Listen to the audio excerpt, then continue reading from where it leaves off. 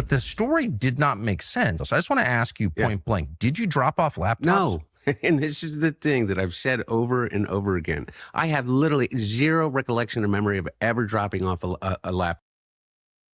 Paul McIsaac's. No, the answer is no. And you've written about, but the story did not make sense. So I just want to ask you point blank, did you drop off laptops? No.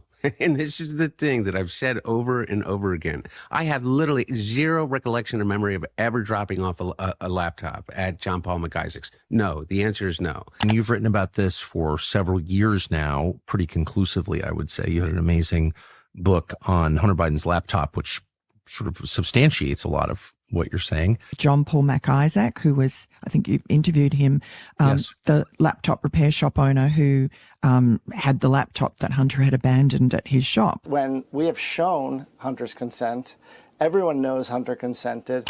But the reality is this. Of what was distributed that was authentic, not a single one of them in which I say, hey, when my dad is in office or in power as vice president or president, in which I say, hey, Dad, I need you to do this for me. And yet we had on the front page an email from Hunter's Ukrainian sort of paymaster from that company Burisma, who had thanked Hunter for introducing him to his father in Washington, D.C., the then sitting vice president. Hunter organized that for his father, the vice president, in a private room to meet with his Ukrainian business partners, plus Russian, plus Kazakhstanis. He did a 3-for-1 deal in April of 2015. But he just has to show up and be charming and be the vice president for all the money to flow into Hunter's pockets. The of what I call the elite oligarch Epstein class of Washington, D.C. Yes. That are as interested in protecting their corporate overlords as they are in protecting anything. My dad in 1972 took a vow that he would never own a stock or a bond.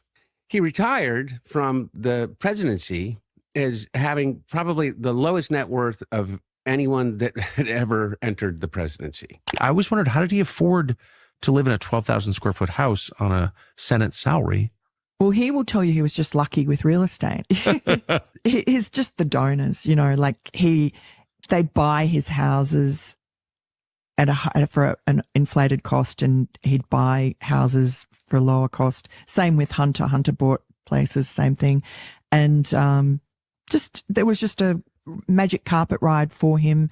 Whatever transaction that he entered into, he was looked after. Hunter's sort of businesses worked, that Joe would get something. Hunter was certainly paying for some of Joe's maintenance and upkeep on his Delaware estate. And Joe lives... And estate is not too strong. It was a former DuPont house, enormous house that Hunter grew up in. Yes, and with the ballroom. Yeah.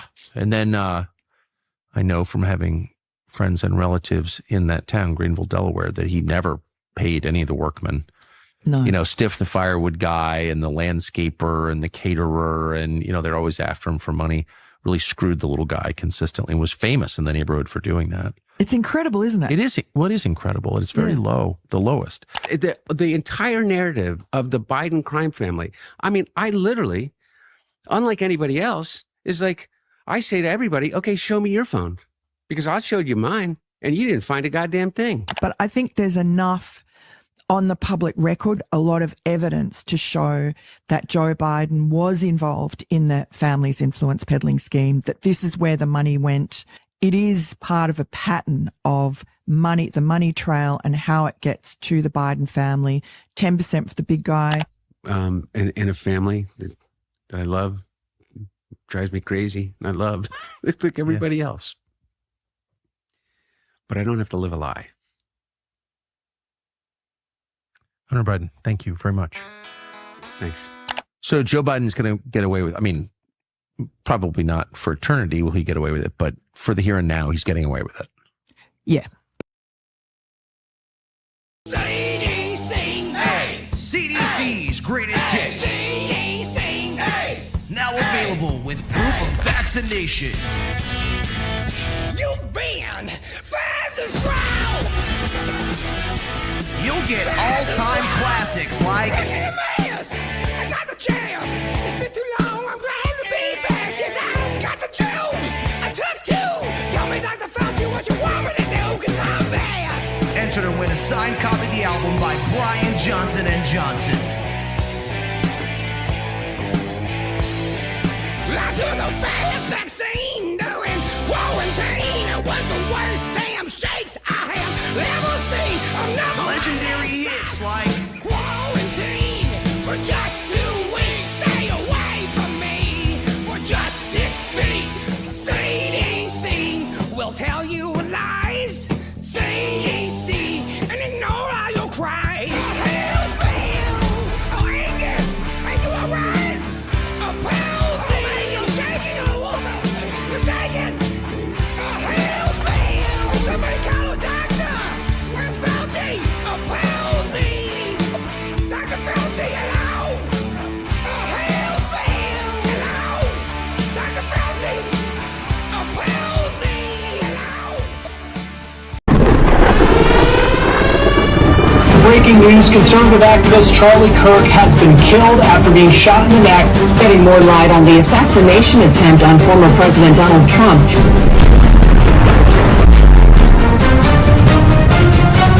No Kings demonstrations around the country on immigration. Everybody. The government shutdown. It's a government shutdown. It's a government shutdown. People on the right. His slamming Republican. Owen Schroyer is leaving InfoWars. You are a backstabber. Israel.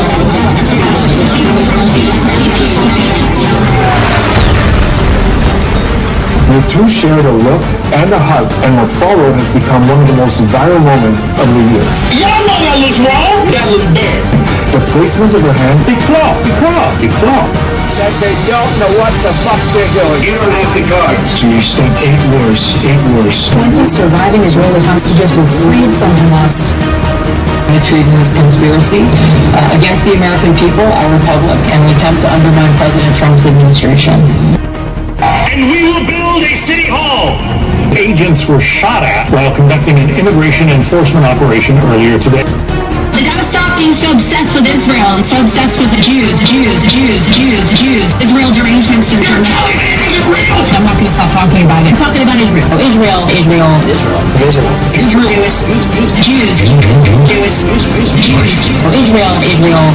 Why did they call us so Nazi. Yeah, Nazi promoter. Welcome to the next wave of rebellion, awakening, and resistance. Let's rise above the noise. Welcome to Politi-Shock. Hi guys, it's me. Oh my gosh, girl. I love Bud Light. It makes me footloose and fancy free. It is so delicious. Excuse me. Shut your f***ing hole. Somebody's got to put us back on track and say the shit that everybody else is thinking. You're listening to the Voice of the People USA Radio Network. We were given truth serum injections at birth. You are listening to Politi-Shock. Politi-Shock. Like, what's so, shocking about it? What does he say? You need to go back to your parade, crack a Bud Light, and put on your Target panties. It's a shame that real speak equals shock, but we will fly that flag. It may be crass and blunt to some, but the one damn thing you can count on is the truth. Welcome to Politi-Shock. Now, your host, Dan Smiriglio.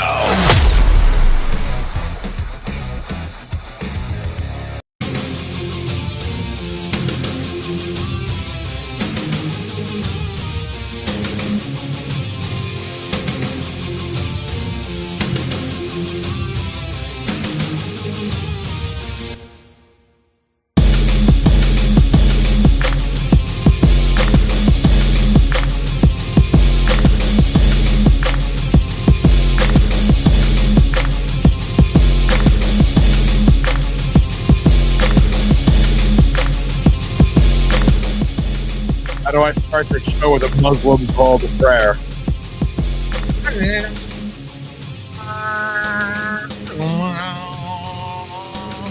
Good, that's not good.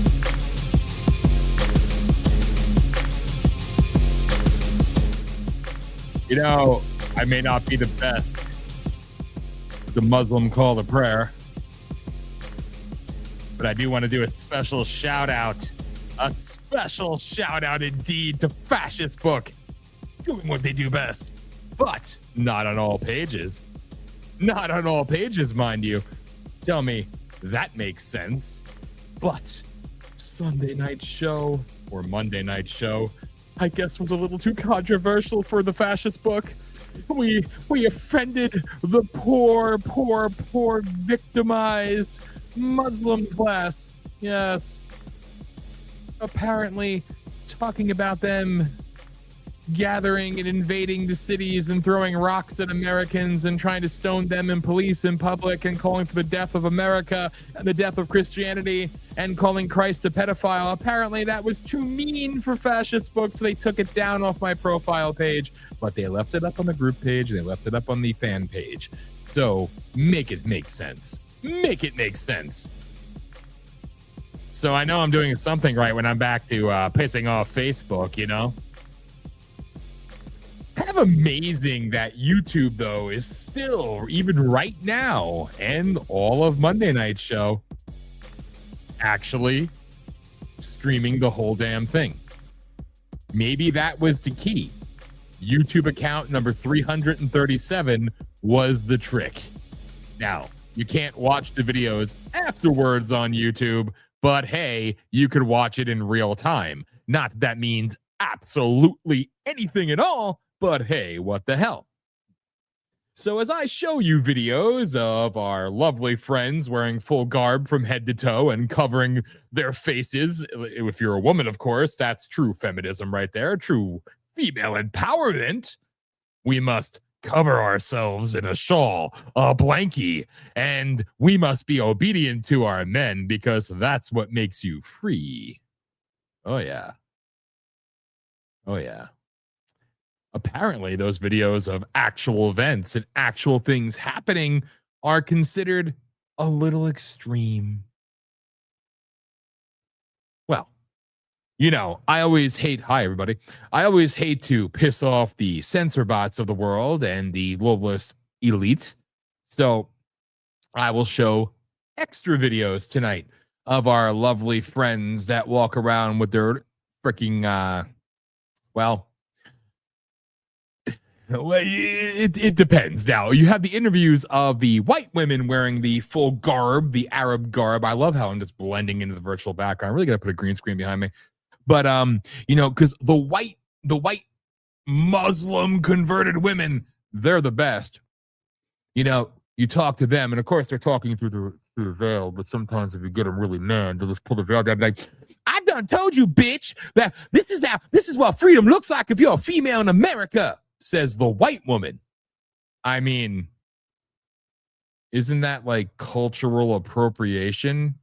So you're white talking black as you're dressed like a freaking like comic book character or a freaking like, well, just a stupid ass moron, you know, because my religion says I have to wear a sheet, stink, be rancid scumbag human beings and walk around going Allah, and whipping yourself like a bunch of dumbass idiots. I mean, hey, I'm sorry if that's offensive to people. I mean, like, you know, good. I mean, but all the other religions are bad. Now, listen, I'm not a fan of organized religion. You all know this. But at the same time, make it make sense that, you know, I mean, other religions, they have their problems, but I guess the Muslim faith is you know, not the Muslim faith, the radical Islamic faith. That's more culturally acceptable. That's okay to walk around beating yourselves and, you know, chanting death to America. Seems like a trend, right? That's cool. And they could walk around like a bunch of dumbass, you know, brain dead fucktards waiting for their, you know, 75 goats to rape them in the ass, not the other way around. The goats take control in their wonderful paradise, you know, as they worship their pedophile prophet.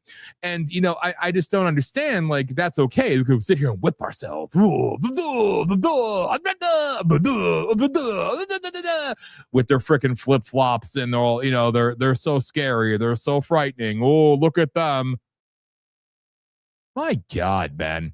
And somebody said, oh, you're making fun of Middle Easterners. No, dumbass idiot. I'm making fun of the radical dumbasses that like to walk around wearing sheets on themselves or walk around going, you know, and they happen to be black, white, Asian, and of course, my favorite, the dumb white bitch. Because the dumb white bitch is a special breed. They really are.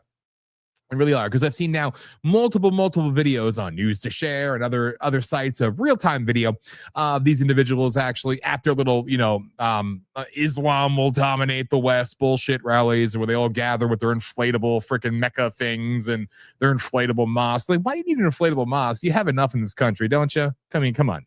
But no, it's got to be inflatable now. I wonder if it's like a bouncy house. They have the goats in there, the little babies for them to fuck. I mean, what is it? Well, sorry, not the babies. The underage 7-year-old girls that it's cool for them to marry. Maybe it's them. They're bouncing up in the house, and then when they're done playing, they go Allah, and then they have sex with the fucking child. And that's all within the parameters of what's cool with the religion, right?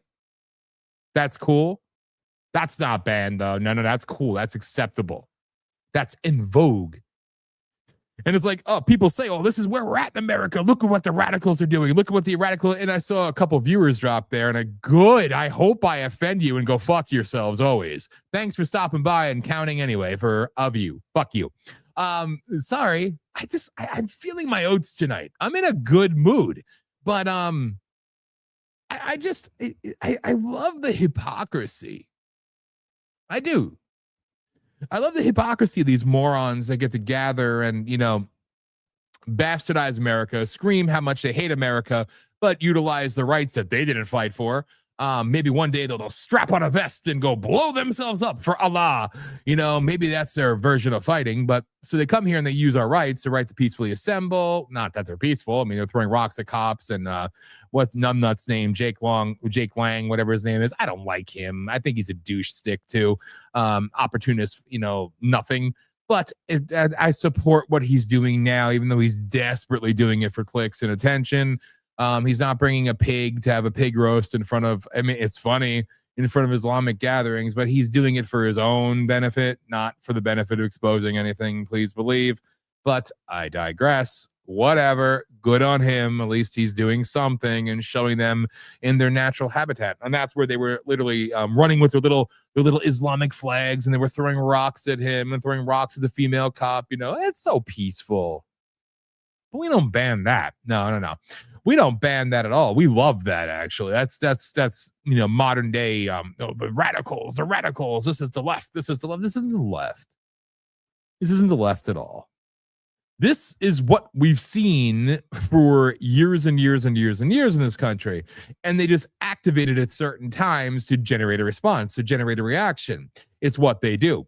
So they're down on illegals. So let's flip the script and use, I guess, Muslims. I'm assuming that's like the new thing. I don't know. You tell me. I mean, it's so contrived. It really is. It's not organic. It's deliberate. And I mean, if anybody doesn't see that by now, you're kind of a dumbass idiot. I'm just saying. Jesus!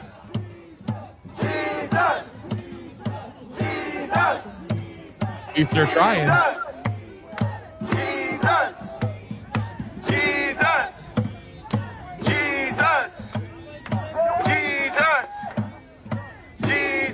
What's his name? Jesus. King of Kings? Jesus. Lord of Lords? Jesus. King of Kings? Jesus. Lord of Lords? Jesus. King of Kings? Lord of Lords? Yeah, how cute. Jesus. Jesus. Jesus. Jesus. Jesus. Jesus. Jesus. Jesus.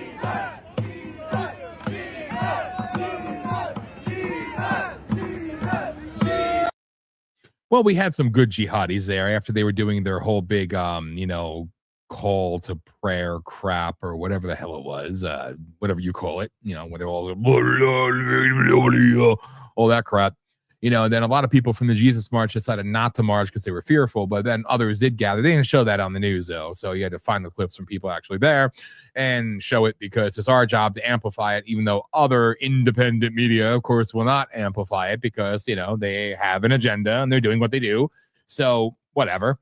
but then tell you how it's an attack on whatever. Like, I'm so sick of hearing the same old shit. You know what I mean? I'm literally so sick of it. You know? Because all this has been done before. I started an account protesting the Million Muslim March in like 2007 or 2008 on Fascist Book, and actually got about 500,000 follows and likes and shit. And that's what led to when I held the rally against the mosque at Ground Zero and stuff like that, right? So this has been done before, and it's as if they know how to pull the trigger and incite people, you know. And then if you've seen the opening video of the show, you have fucker Katarson doing what he does best. A little fag, you know, with his video doing the new thing. So if it's not praising Allah's righteous warriors, Allah, it's now humping the child fucking pedophile scumbag drug addict criminal who should be in jail, Hunter Biden. Yes. So the new figurehead and hero of the woke Reich is Hunter Biden. I mean, thank God. But they're the real America firsters. They say Iran's innocent. They say the poor Palestinians, we feel so bad for them. We feel so bad for them. We feel so bad for the Qataris. We feel so bad for the... Shut the fuck up. You know, like it's so disgusting. But and is that coming? It's coming from the left, obviously. As Democrats say that no, it's Tucker Carlson, it's Candace Owens, it's fucktard little guy. What's his nuts? Nick Fuentes. I haven't looked at a damn clip of Alex Jones in so long, but I'm sure it's him. His little anorexic fluffer bitch, Owen Schroyer, who looks like he's literally about days away from dying with his little blonde do and his anorexia, rocking it in a garage. How the mighty have fallen. Tell everybody it's time to vote for the Democrats to stop Trump's agenda. We have to stop Trump's agenda. And then I showed the video of Tucker, you know, from 2024 talking about all these bad things Hunter Biden's doing. And then the video of him with Hunter Biden, not that I watched this shit, with Hunter from a couple days ago, basically slobbing his knob. So, you know, taking that load. But those are the real America firsters, right? Thomas Massey and Marjorie Taylor Greene. And Candace, you're your heroes, right? I mean, the dumbassery is just, it's brilliant. It is brilliant. But it's as if it's all contrived and all deliberate and all being done now to serve a greater purpose. Imagine that. But of course, you could go and see this story and you could talk about these things on the War Room. No. I know you could talk about it on Newsmax. No, fuck. OAN, a little. Where else? Fox News? No. The list goes on and on and on and on and on, right? Your independent media superheroes? No. They're still too busy talking about China and talking about, you know, whatever bullshit that they think the president should be doing because, you know, everybody knows better than the president. It just blows my mind. And I felt inspired after last week. And I appreciate JoJo Applebaum, who I love dearly. I think she's amazing. The only one with enough balls to talk about the real aggressors candidates running, you know, that actually has a platform to do it. And obviously MAGA Alliance for Trump, you know, being true, a term that I despise. Everybody's a patriot. But they're true patriots because they actually put in a lot of hard work and try to, you know, enlighten the masses as to who to vote for. And that there are other options out there versus the establishment class assholes. So God bless them and the work that they do. Jason, Joe's probably not going to be joining us tonight. Biker. He's been getting walloped with tornadoes in his part of the world in Ohio. Our part's been spared that, but he's been getting, he's pretty close. Pretty damn close, I understand. And that's scary as hell. So prayers for MAGA Dirt Biker, Joe, the leader of the MAGA Alliance for Trump. Hopefully he gets his power restored and gets out of, you know, the damn storm stop. You know, that would be nice. So sending prayers to him always. But these are people that, you know, they put in the work and they actually try to educate the masses and they don't yell at you. They just tell you who the hell you should vote for. You know, and here's why. And they actually break it down. And they give you real options, real choices, and real information, which other ones aren't doing because they're too busy, gagging on Hunter's micro dick. So, because that's what they want. Maybe they're dragging a line off of it too. I don't know. This is your role model, Hunter Biden. Okay, this is who they're trying to push now. As some like, this is the new uniparty of the Unity Party, not the Uniparty, the Unity Party. Oh, the slut whore Green and her little fairy fuck, latent homosexual husband, and he cheated on his wife too, though, probably with a guy, and then she cheated on her husband with multiple because she's a slut whore. Trailer trash, really. And then Massey, who just couldn't wait till his wife was dead so he could hop on the next little freak tardy he can, try to persuade. Joe Kent, Mr. I'm a hero, you're a pussy. All right, like shut the fuck up, dude. You're a scumbag traitor, and you're a traitor because you knowingly sell out your country. So yeah, thank you for your service. At the same time, you wipe it all away by being the scum that you are and deliberately denying the masses of truth. And you put out your narrative to appeal and appease your foreign masters and take the payday and take it up the ass, and you're a loser. So, but these are your heroes now. And Hunter Biden's like the new, like, cool chick, I guess. Interesting. Do you want to see the video yet again? I mean, I played it before, but I know we have a lot more people joining us now. So perhaps I should play this video of Hunter and Tucker once again. How about that? Wait a minute now. Did you drop off laptop? No, and this is the thing. What am I doing here? I gotta put it back to the beginning.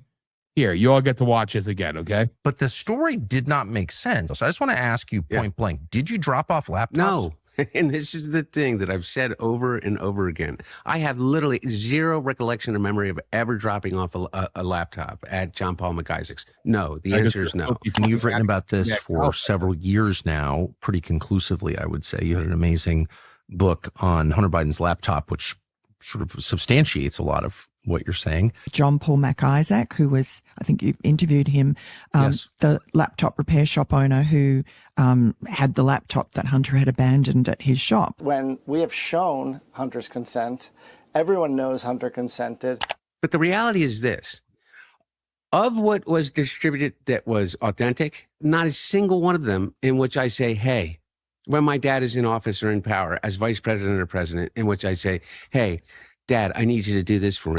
And yet we had on the front page an email from Hunter's Ukrainian sort of paymaster from that company Burisma, who had thanked Hunter for introducing him to his father in Washington, D.C., the then sitting vice president. Hunter organized that for his father, the vice president, in a private room to meet with his Ukrainian business partners, plus Russian, plus Kazakhstanis. He did a 3-for-1 deal in April of 2015. But he just has to show up and be charming and be the vice president for all the money to flow into Hunter's pockets. Of what I call the elite oligarch Epstein class of Washington, D.C. Yes. That are as interested in protecting their corporate overlords as they are in protecting anything. My dad in 1972 took a vow that he would never own a stock or a bond. He retired from the presidency as having probably the lowest net worth of anyone that had ever entered the presidency. I always wondered, how did he afford to live in a 12,000 square foot house on a Senate salary? Well, he will tell you he was just lucky with real estate. He's just the donors, like they'd buy his houses for an inflated cost, and he'd buy houses for a lower cost. Same with Hunter. Hunter bought places, same thing. And there was just a magic carpet ride for him. Whatever transaction that he entered into, he was looked after. Hunter's sort of businesses worked, that Joe would get something. Hunter was certainly paying for some of Joe's maintenance and upkeep on his Delaware estate. And Joe lives... And estate is not too strong. It was a former DuPont house, enormous house that Hunter grew up in. Yes, and with the ballroom. Yeah. And then I know from having friends and relatives in that town, Greenville, Delaware, that he never paid any of the workmen. No. Stiff the firewood guy and the landscaper and the caterer, and, they're always after him for money. Really screwed the little guy consistently and was famous in the neighborhood for doing that.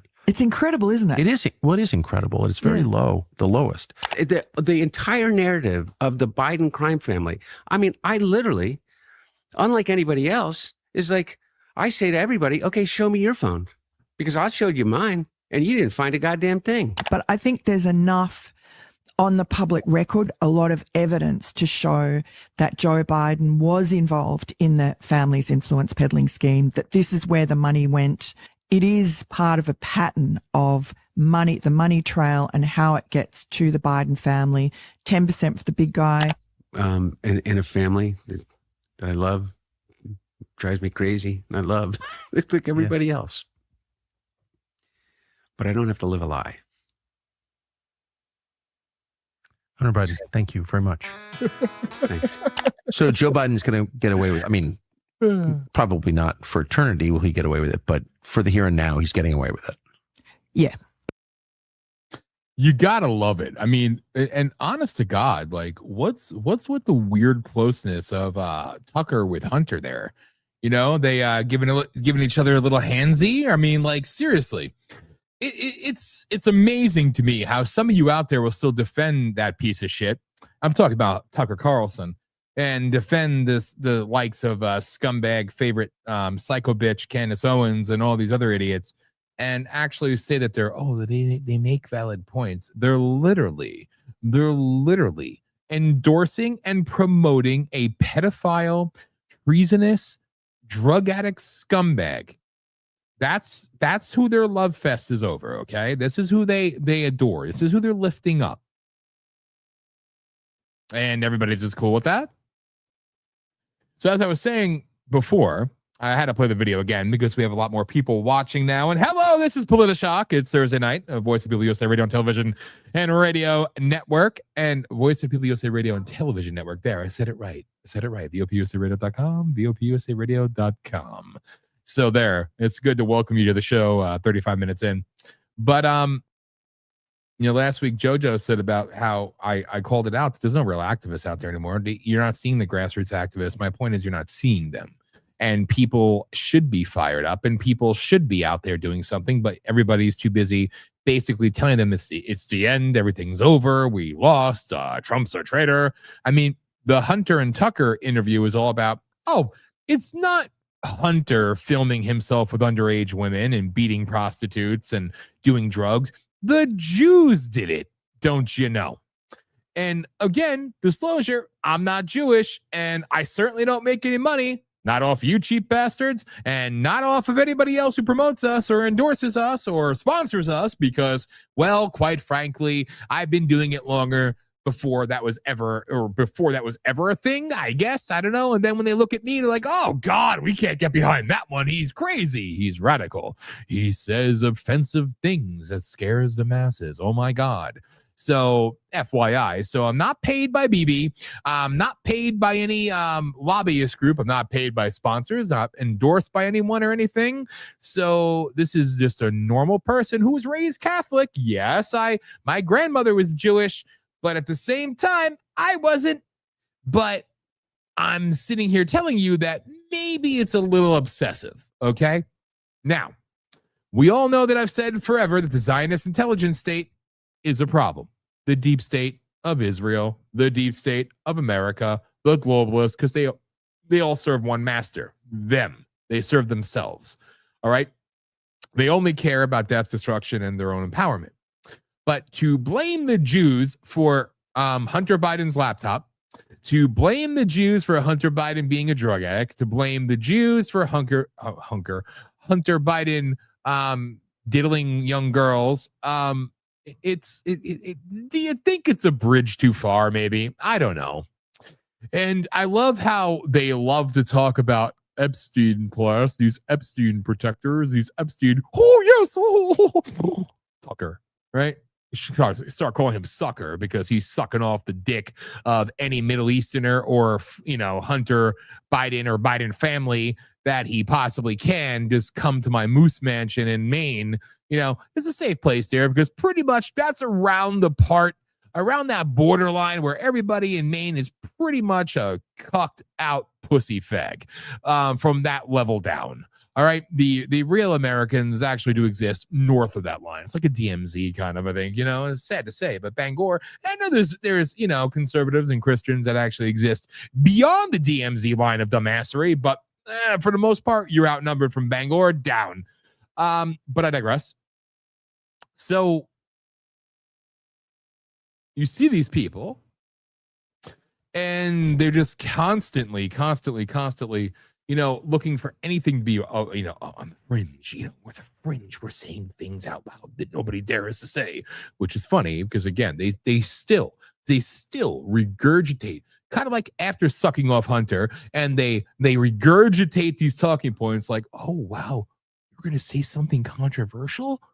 You're going to talk about Israel and the Jews? Oh my God. Meanwhile, in the land of the right-wing independent media, Jew, and they call us Nazis. Jew, Nazis, Jew. Why do they call us Nazis? Jew. All you do is call us Nazis. Jew. You must be a Jew. Is that about right? Is that about accurate? It is otherworldly stupid. And maybe I'm a bitter old man because at 43 years old, I've been doing this since I was 23. And I guess I've just seen so many waves come and go. And believe me, there's people I went to school with that are absolute brain rotted dumbasses. There's people, that you think like there's some hope there, but there's not. There's people older. There's people. It's all over. The sickness, the cancer is just all over the place of just sheer idiocracy through and through. It's almost amazing how dumb people can be and how mindless and pathetically just inept people can be. Truly. I mean, these are some of the most moronic people saying the dumbest things, but yet it's okay. The irony is they like to say, in the name of Jesus, we must attack the Jews. That is offensive because these people who glorify pedophiles, who glorify scum, trash, treasonous bastards like Hunter Biden, how dare they speak the name Jesus? They don't believe in God. They don't think Jesus is king. They're just taking advantage of talking points. Because if you're going to say in one sentence that Christ is king, but then support Iran, support Syria, support the Palestinians blindly, Qataris, and defend them and make them the victims and America the aggressor, the bad guys, right? There's something amiss in this, okay?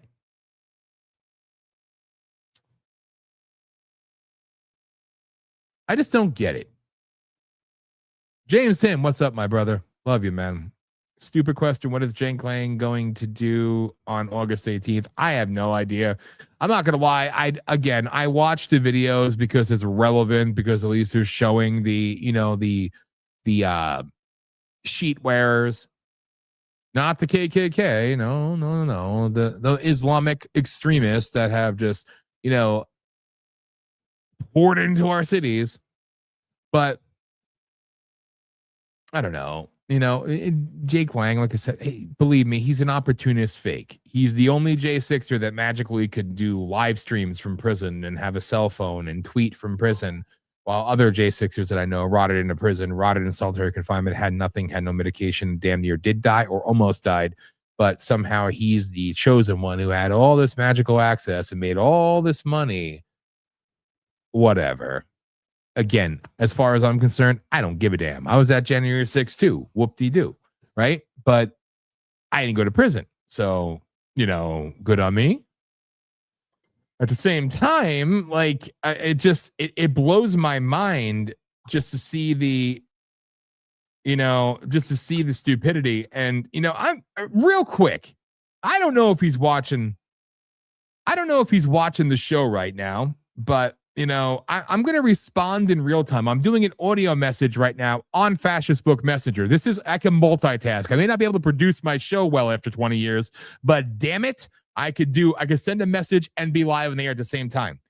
Greg Griffin, you should find him, GREGGRIFFIN.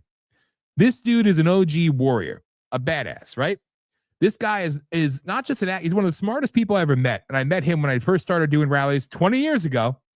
And he was out there with us, and he put so much time, effort, money, dedicated everything when we were holding rallies against illegal immigration and everything else.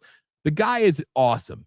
And he's constantly out there in Wilkes-Barre, Pennsylvania, literally doing videos in front of these morons dancing around like the lobotomized zombie assholes that they are, you know, pointing out their stupidity, calling out the weak, ineffectual GOP of Pennsylvania, Luzerne County, saying, you know, people need to vote. Again, this dude is still doing it. This guy has busted his ass his whole life, and he's still out there 20 years later, still being sometimes a lone protester, just being a voice. You know, he's not getting the big attention like the other ones that have all their money and they do things for clicks. This dude is an actual freaking warrior. So if you're looking for somebody to follow on Facebook, especially Pennsylvania friends, Greg Griffin, freaking awesome. I got to get him on the show. Greg, I miss you, brother. And seriously, you got to come on the show one day. And damn straight, 20 years ago in Hazleton and everywhere else, we went all over damn creation. And I'm still so thankful you were there. And God bless you, brother, for doing what you do still. I love it. And you really need to come on the show, because we're going to do a 20-year celebration of VOP that was still in existence, you know, in just a couple weeks. And I'd love to have you come on if you could find the time, my friend. So there you go. There's a real-time message while I'm also live on the air right now, because you deserve it. Greg Griffin, find him. And if you're in Northeast Pennsylvania, go out and stand with him. Learn something. The guy's got balls, and he's showing you what you need to do. There you go. See? Just saying. So, James Tim, of course you're a warrior, my friend. And you ask why people say Jesus' name, then do this. Yep. That's God's honest truth. Satan can distinguish himself as an angel of light. True. Lucifer Morningstar. Amen, brother. And yes, I'm gonna get you on the show too, James. When we do the week-long celebration for 20 years, I'm gonna have open lines, gonna have guests come on. So I want you to be on as well. You know, because you used to be on the old shows and you would call in and stuff like that too. So be cool to have you on, my friend. But there just needs to be more of this warrior mentality and less of this weakness mentality. It's kind of a continuation of what I said last week. And what I'm talking about is the erosion of the grassroots, because again, back when we were holding rallies and back when, you know, Greg and I were out there and everything else, you know, we would be confronted. We would have people try to attack us. But again, the difference was we would push back. We didn't seek violence. We didn't ask for violence. We didn't ask for confrontation. And I'm not saying this as if, oh, we're some type of heroes. No, we're nobodies. We're nothings. We're regular people using our God-given rights as Americans, right? So we would be out there doing our thing. If confronted, if swung on or pushed back or whatever, threatened, you know what we did? We didn't run away. We didn't, you know, just make a big social media spectacle out of it. We confront, and if need be, defend. Where is that today? Is it out there? Does it exist? Are we seeing warriors out there in the grassroots? And this is the thing. This is the thing that pisses me off, is the fact that there are people out there still being active, still voicing opposition to what we're seeing, but you're not seeing them mentioned. You're not seeing them discussed. You're not seeing them talked about. It's regular people putting up videos on, you know, everybody's favorite Dana Free Speech, X, and that's a crock of shit. Or, you know, occasionally on Fascist Book, showing that there are real people out there actually active and involved, but are they showing up at the polls and voting? No. But that's okay. That's okay. We'll just sit there and we'll just bitch, you know, and hope that everything gets cured all on its own. It's disgusting. It's disgusting. People need to get, and when I show videos later, all right, more videos of the multitude of people that happen to be Muslim that are calling for death of America in America, and you see people filming from afar,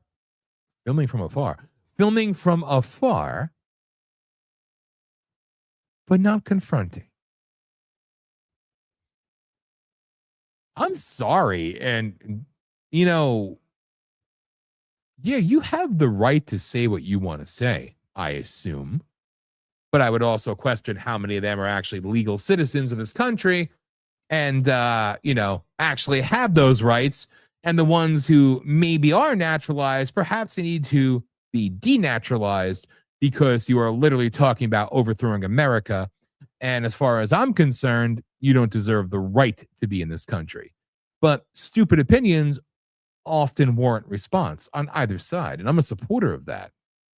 So if they want to be out there doing their radical bullshit, wearing their black bed sheets, you know, they deserve to be confronted. I'm not saying harm them.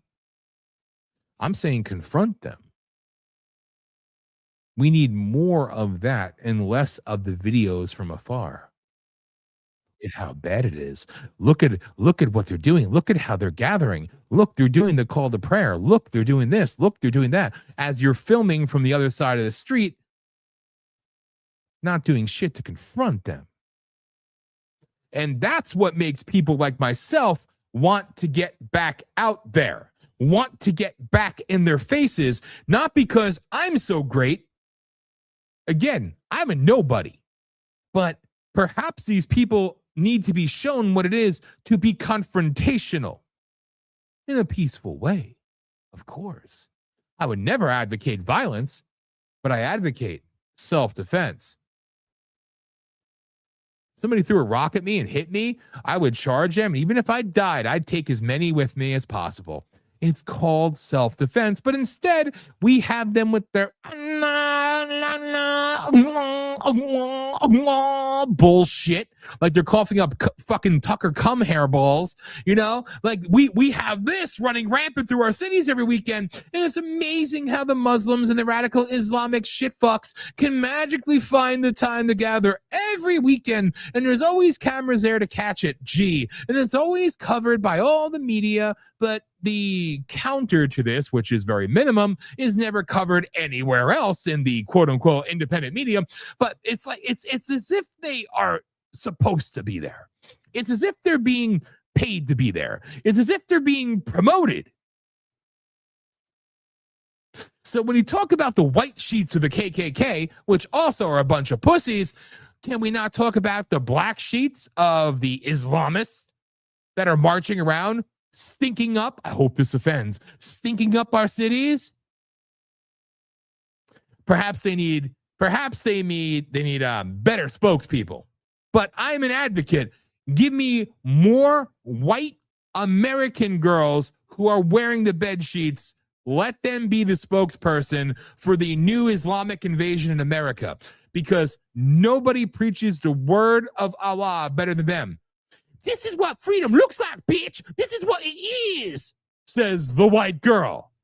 Predominantly, I can get away with saying this, predominantly fat, ugly, nobody wants to fuck it, so they'll go be obedient to their goat fuckers. I hope that offends, because we have to be regaled by their fucking utter stupidity. And it's just amazing. And yes, we need bacon, more bacon. We'll just sick the pigs loose on them. But seriously, there was a story too that they killed a dog in Michigan at one of their little gatherings because it was coming around. They killed a dog. Did you hear about that? I didn't click on the video because I happen to like animals more than I like people, and that might make me murderous. But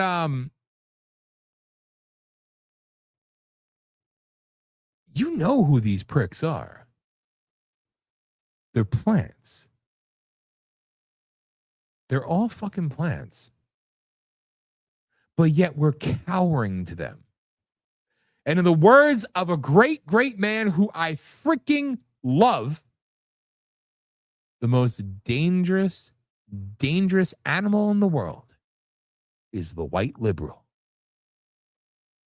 I'll play the whole video one day for you of everything Malcolm X said about the white liberal, how they'll infiltrate every side and pretend to be your friend while realistically They're your new massa, as if they've always been, as they've always been. It's amazing, isn't it? But out there with the black sheets, you have the white, like, oh my God, let me raise the Islamic flag. Oh my God. Oh, Jesus. Oh, God. Oh, Jesus bad. Oh, God. Jews are bad. Oh, we love Allah. We love Allah. They're just mustered in along with the fat white bitches in their sheets. They're okay. Again, the word of the day for the audience at large. And thank you all for tuning in. We had 91 countries tune in officially last show. 91 countries. You hit almost the full number. So thank you. But the word of the day is contrived. Okay? Contrived. It's being done on purpose. And both sides partake.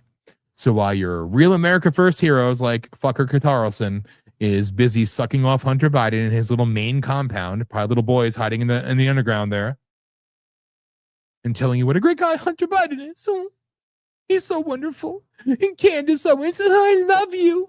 You know, as a black female who loves Christ. Bitch, you're not black. My God. Ugly pig face fucking scum. A nothing. She's still seeing radical Egyptians flying in from fucking Uranus, you know, coming in and attacking, but meanwhile hugging Hunter and holding hands and praying with him. Oh, he's been saved. Right. So it's either let's slob on Hunter like Sucker does, or Candy, or let's look at this weekly gathering of the black sheep motherfuckers. Goat humpers. When do you people say enough is enough? And when do you start to confront? I'm not saying be violent. I'm saying stand up to them. They're not that scary. They're disgusting, piss poor, hygienic dumb fucks who talk like idiots, all right, and sound like they're gargling cum. All right, and with their scary eyes. Ooh. Fucking please. Nut up. Fight back. Stop being pussies. Stop being cowards. And frickin' stand up for something. And while you're at it, maybe find the time, if you'd be so kind, to shut the fuck up and actually go vote. I'm cursing a lot more this week, people. But after Fascist Book took down that last show, I'm like, well, then I have to push the envelope a little bit. So, yeah, maybe go vote. Maybe go vote. Because you're still not doing it. You're still not coming out. Good job, people. We're going to save America by not voting. Pathetic. Absolutely pathetic. With that, I see two backstage. Nope, I see one backstage. So Charlene gets a solo treatment tonight. Charlene, Jason will return, I'm sure. So, Charlene from MAGA Alliance for Trump. Boom, there you are. Hello. Hello. So, we get to share side by side for a little bit here. So, you know. Oh, I'm fine with that. I told Joe I'd hold down the fort. Thank you. I said that, you know, we're sending prayers to him. He has to keep dodging tornadoes. You know, my portion of Ohio is just, it gets pretty scary, but we're okay. No tornadoes yet. So we're kind of fortunate. Well, I sent him a message. I told him put the link in the Getter browser, and it should pop right up. That's what I had to do. Yeah, but I'm on here. You did good. I appreciate it. So, Charlene, as somebody who constantly calls out. Oh, okay. I thought you froze for a minute. No. I mean, it is storming actually, but no. As somebody who constantly calls out people for not voting. Are they on yet? No, they're not here. You got a delay going on. Oh, well, we can talk. We've got a lot to talk about. That's right. And I'm going to turn it over. I mean, I can fill you in on some of this. Please, no, do it. Because you could probably. Yeah. See, that's the delay, ladies and gentlemen. The technology. It's not our friends. F you, technocracy. F you, DARPA, you scumbag bastards. Well, we can talk about the Muslims. I just want to. Yes. Yes. Go ahead. Charlene, let it rip. Okay, we having a problem. Oh, okay. Anyway, I want to kind of finish up with some of the stuff you were talking about with the Muslims. Did you hear about the 300,000 foot washing stations that an international airport in Texas is getting?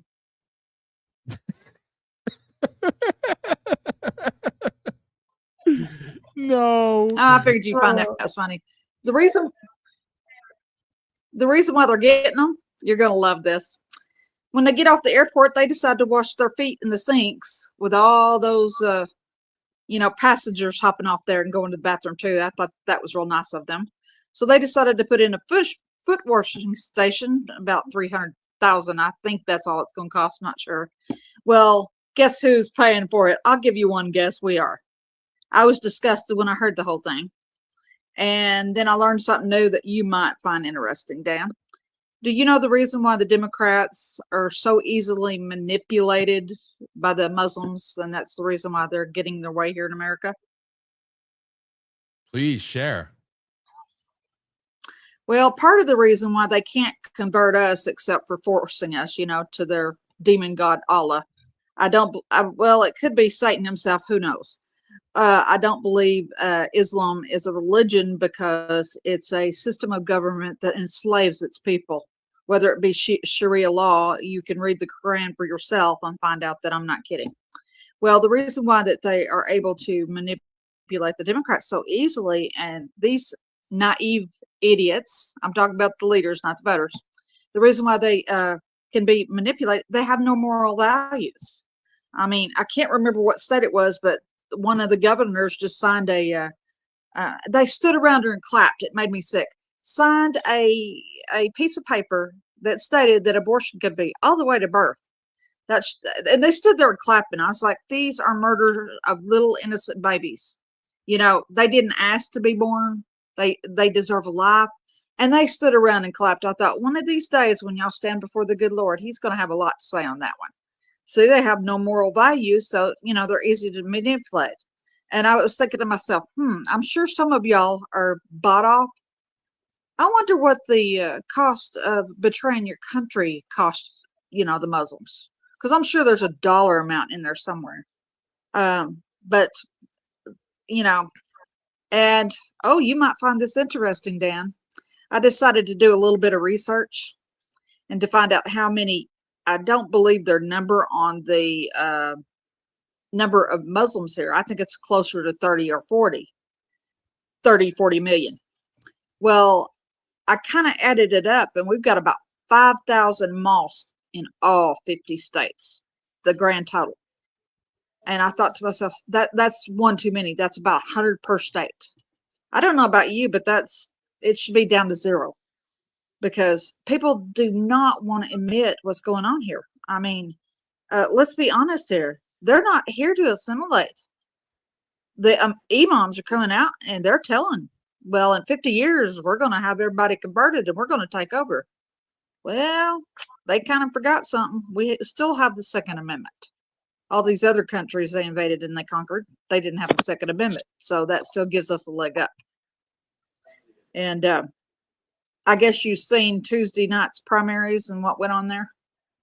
Oh yeah, another epic showing yet again of please.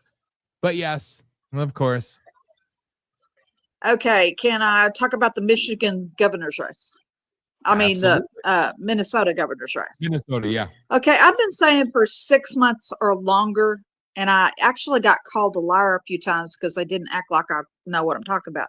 I've been following this race since December of 2024, okay? And I've learned the little tricks and the trades of what the Rhino establishment, what they're good at. I've been telling everybody that Mike Lindell would not win. The Republicans have their pick. And whoever they decide to pick, which turned out to be Lisa DeMuth, I think that's how her name is pronounced. and it's going to go in against Amy Klobuchar. And who was right? And so then I told everybody, I said, you still have another choice. His name is Brad Kohler. To tell you how dirty Amy is, he signed up as an independent, did everything by the book, followed the rules, had everything dotted, everything was dotted, it was ready to go. Well, he gets a letter in the mail and say, hey, wait, you didn't meet the qualifications, really? Well, since he was signed up as an independent, he was a Republican, and he seen what the establishment was doing, so he decided to go ahead and try something a little different. They didn't have a candidate in independent. Now I know why they didn't have a candidate, because Amy's trying to eliminate her competition. So, like you, Brad Kohler is a write-in candidate. And if he can get enough votes, and he's been working on this for over a year and a half, if he gets enough write-in votes, we can have somebody besides Amy, and we can have somebody besides Thurano. Well, it went pretty good the other night on Get Her when I kind of laid this out. I was like, y'all, you still have another choice. Brad Kohler, he's all for deporting the immigrants. He's for helping President Trump do that. He wants to get the economy going. He's got a whole plan. He's got a website. He lays it all out. I mean, he did sign up as a Republican until he seen what they were doing, and he knew he didn't have a chance, because at that time they had like 10 candidates, 12 candidates. And so he knew that he'd never stood a chance. So he tried to do something different, and they still tried to cheat him. So now he is signed up as a write-in candidate, got all the forms and all that stuff they've got have to fill out. He's got it all set up and ready to go. He's down there. He's trying to unite Minnesota, because he says Minnesota's in trouble. People have no idea that don't live there. And he wants to stop the fraud. That's one of his big things. He said there's no reason why all that taxpayer money went out the window with Omar and the rest of them, And some of the other things that happened. Hong lost. The idiot woman that doesn't want to have Thanksgiving, she lost, thank God. Unfortunately, the Democrat is one of the DSA Democrats, and that's how I'm listing them now. Every single time I talk about a Democrat, they're not really socialists. Let's be honest here; they're communist. And I put this question out to everybody. I want to put this question out to your audience.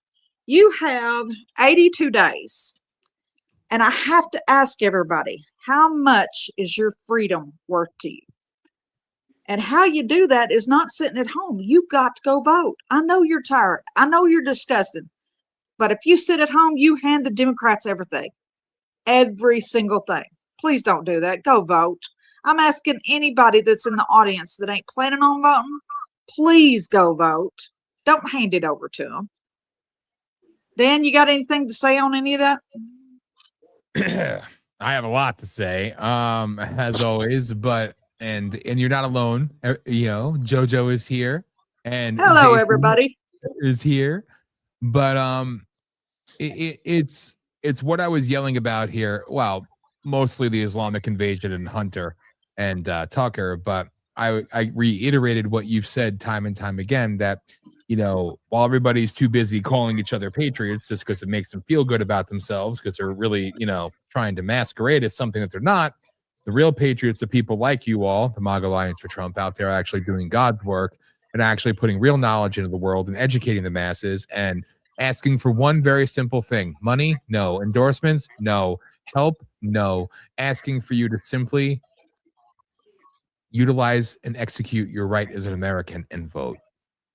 And it's amazing how much resistance you get for doing such a thing, because you're wanting people to do the right thing, and you're wanting people to do more than just complain online. So therefore, we have to do the opposite. And it's amazing how it's all tied into each other. The DSA, commie scum, and again, the contrived, the word of the day. The new radical Muslim invasion in our country that we're witnessing take place. I mean, we're seeing nothing but cowardice. Nothing but I'm more concerned about putting videos up from afar on social media for clicks. You could do that. not confront these people, not do anything that's actually relevant, but you could fish for likes on social media. That's more important than voting. That's more important than confrontation, not violent. That's more important than everything else. And it's a damn shame. And in Minnesota, it's a shame because, out of the many, many, many people that I met, and I've said this before, the many people I've met, and long before others were doing it, 20 years in this, meeting so many of these people that are all the influencers and the journalists and the show host and everything. One of my most favorite people that I met was Mike Lindell. And I've always said that he had just gotten to the People's Convention. And he said the guy with him said, well, he can give you 5 minutes after you grab something to eat. And Hollis, of course, offered him some candy. And he's like, no, I goes, I'll sit down now. I don't need to eat. And he sat down for 5 minutes. Well, an hour and 15 minutes later of one of my most favorite interviews ever. And that's hard because I interviewed Rudy Giuliani, who I love and has been a personal hero of mine for very long, and obviously, Flynn, all the people that I've interviewed.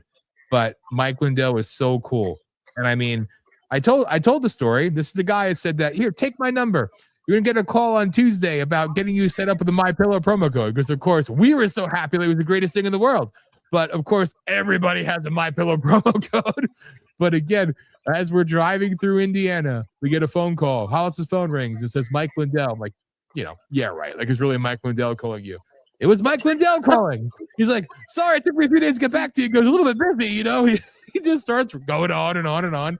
And he actually shared our campaign stuff for Senate with the president while he was going in the Oval Office. He literally said that he's going to show it to the president. He's about to go into the White House to meet with him. And you actually believe him, but he's such a personable, real guy. And even seeing him step down as CEO of MyPillow, maybe it'd be less of a headache for him because of the crap that he has to endure. But it's a shame. It's a shame. Somebody like him will never stand a chance because, he's doing it for the right reasons. And yeah, maybe he had some political missteps, as they say. But when you're not in this for playing a role, when you're not in this, following a script and you're speaking from the heart, you're going to say things that they're going to criticize, they're going to condemn, they're going to do this, going to that, everything else. But, again, where are all these warriors? Where are all these people that are so loyal to MAGA? Are they showing up? Are they showing up?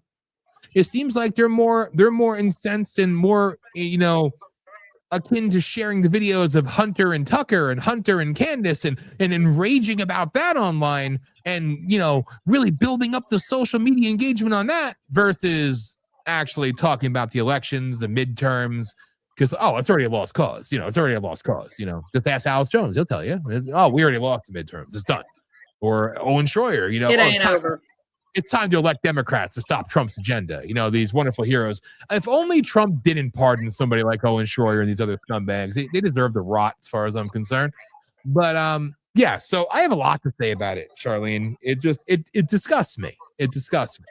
You're seeing all these things happening at once, and all I could say is as somebody who's been in this world for a bit, it's purposely distracting people, dividing people, and making you think about anything and everything other than going out to vote, which is exactly what they want. And it works every time. That's the sad part. So, Charlene, any other words before I move on? Just JoJo's next. Our political assassin ends it. Well, I hate to break everybody's butt on this, but we have 82 days. There's a lot that can happen. And it'd be awesome if people would pull their heads out of their butts. That's the only way I could put it. It's time for you to get off the couch. I'm not talking about the voters. I'm talking about the ones that don't vote, that are just so disgusted. They get on there and complain. Stop your complaining and get to that poll. When your time's up, go vote. If you have an early vote, get to the polls. Don't hand this over. It's up to you. Well, I'll put it to you this way. You know what our founders would say? We left it good for y'all. It's your turn to return the favor. That's what they would tell us all. They would tell everybody, get to the polls. That's what they did. And I need to give you a resource that might be a really good resource on the Muslims to kind of keep up with what's going on. There is this is all capital letters, RAIR Foundation. And if you have not been on that website, hop on there. It's a real good resource of what's going on across the country, what the Muslims are proving. I mean, what they're doing. This morning, something popped up on Facebook. I had to go check it out. In Texas, there's a sheriff and a constable. Yeah, he drove up in some sort of expensive Ferrari. I posted it on Facebook, wanted everybody to see. And then you see all these little Muslims in police uniforms. I was like, you have got to be kidding. This ain't Pakistan, folks. I'm sorry, but this is America, ain't it? I don't think I've hit the Twilight Zone yet. But I was reading the story and I was like, you have got to be kidding me. Why is this being allowed? And Greg Abbott, he's going to keep on until he loses this to the Democrat. And when he loses it to the Democrat, you ain't seen nothing on Texas. They'll take it. And Americans are going to have to rise up. Your feckless leaders are failing all. I would like to know how many of our feckless leaders are bought and paid for. What is betraying your country worth these days? $1 million, $2 million, $5 million? I don't know about y'all, but I'm sick of it. And in 82 days, things could change real quick. And let's put it to you like this. If the Democrats take over this nation, your life's going to change in December. They won't wait till January, y'all. They'll do it in December. I mean, these people are getting brazen. I mean, you've seen what happened since El Satan, or El Satan, if you want to call him. I'm talking about the Michigan Senate race. He's gotten plumb brazen, and now all this stuff is coming out. How many dog lovers do we have in the audience? I wonder. This guy is responsible for, he was some sort of person that had to do with some sort of dog kennel or something. You'll have to read the story. I've got it posted. But 75% of the dogs that come through there, they euthanized. 75%. Killed them like they ain't nothing. I can only imagine what's going to happen to the dogs in this nation if the Muslims get their hands on it. They won't be no dogs, y'all. If you love dogs, it's time for y'all to start standing up for your rights.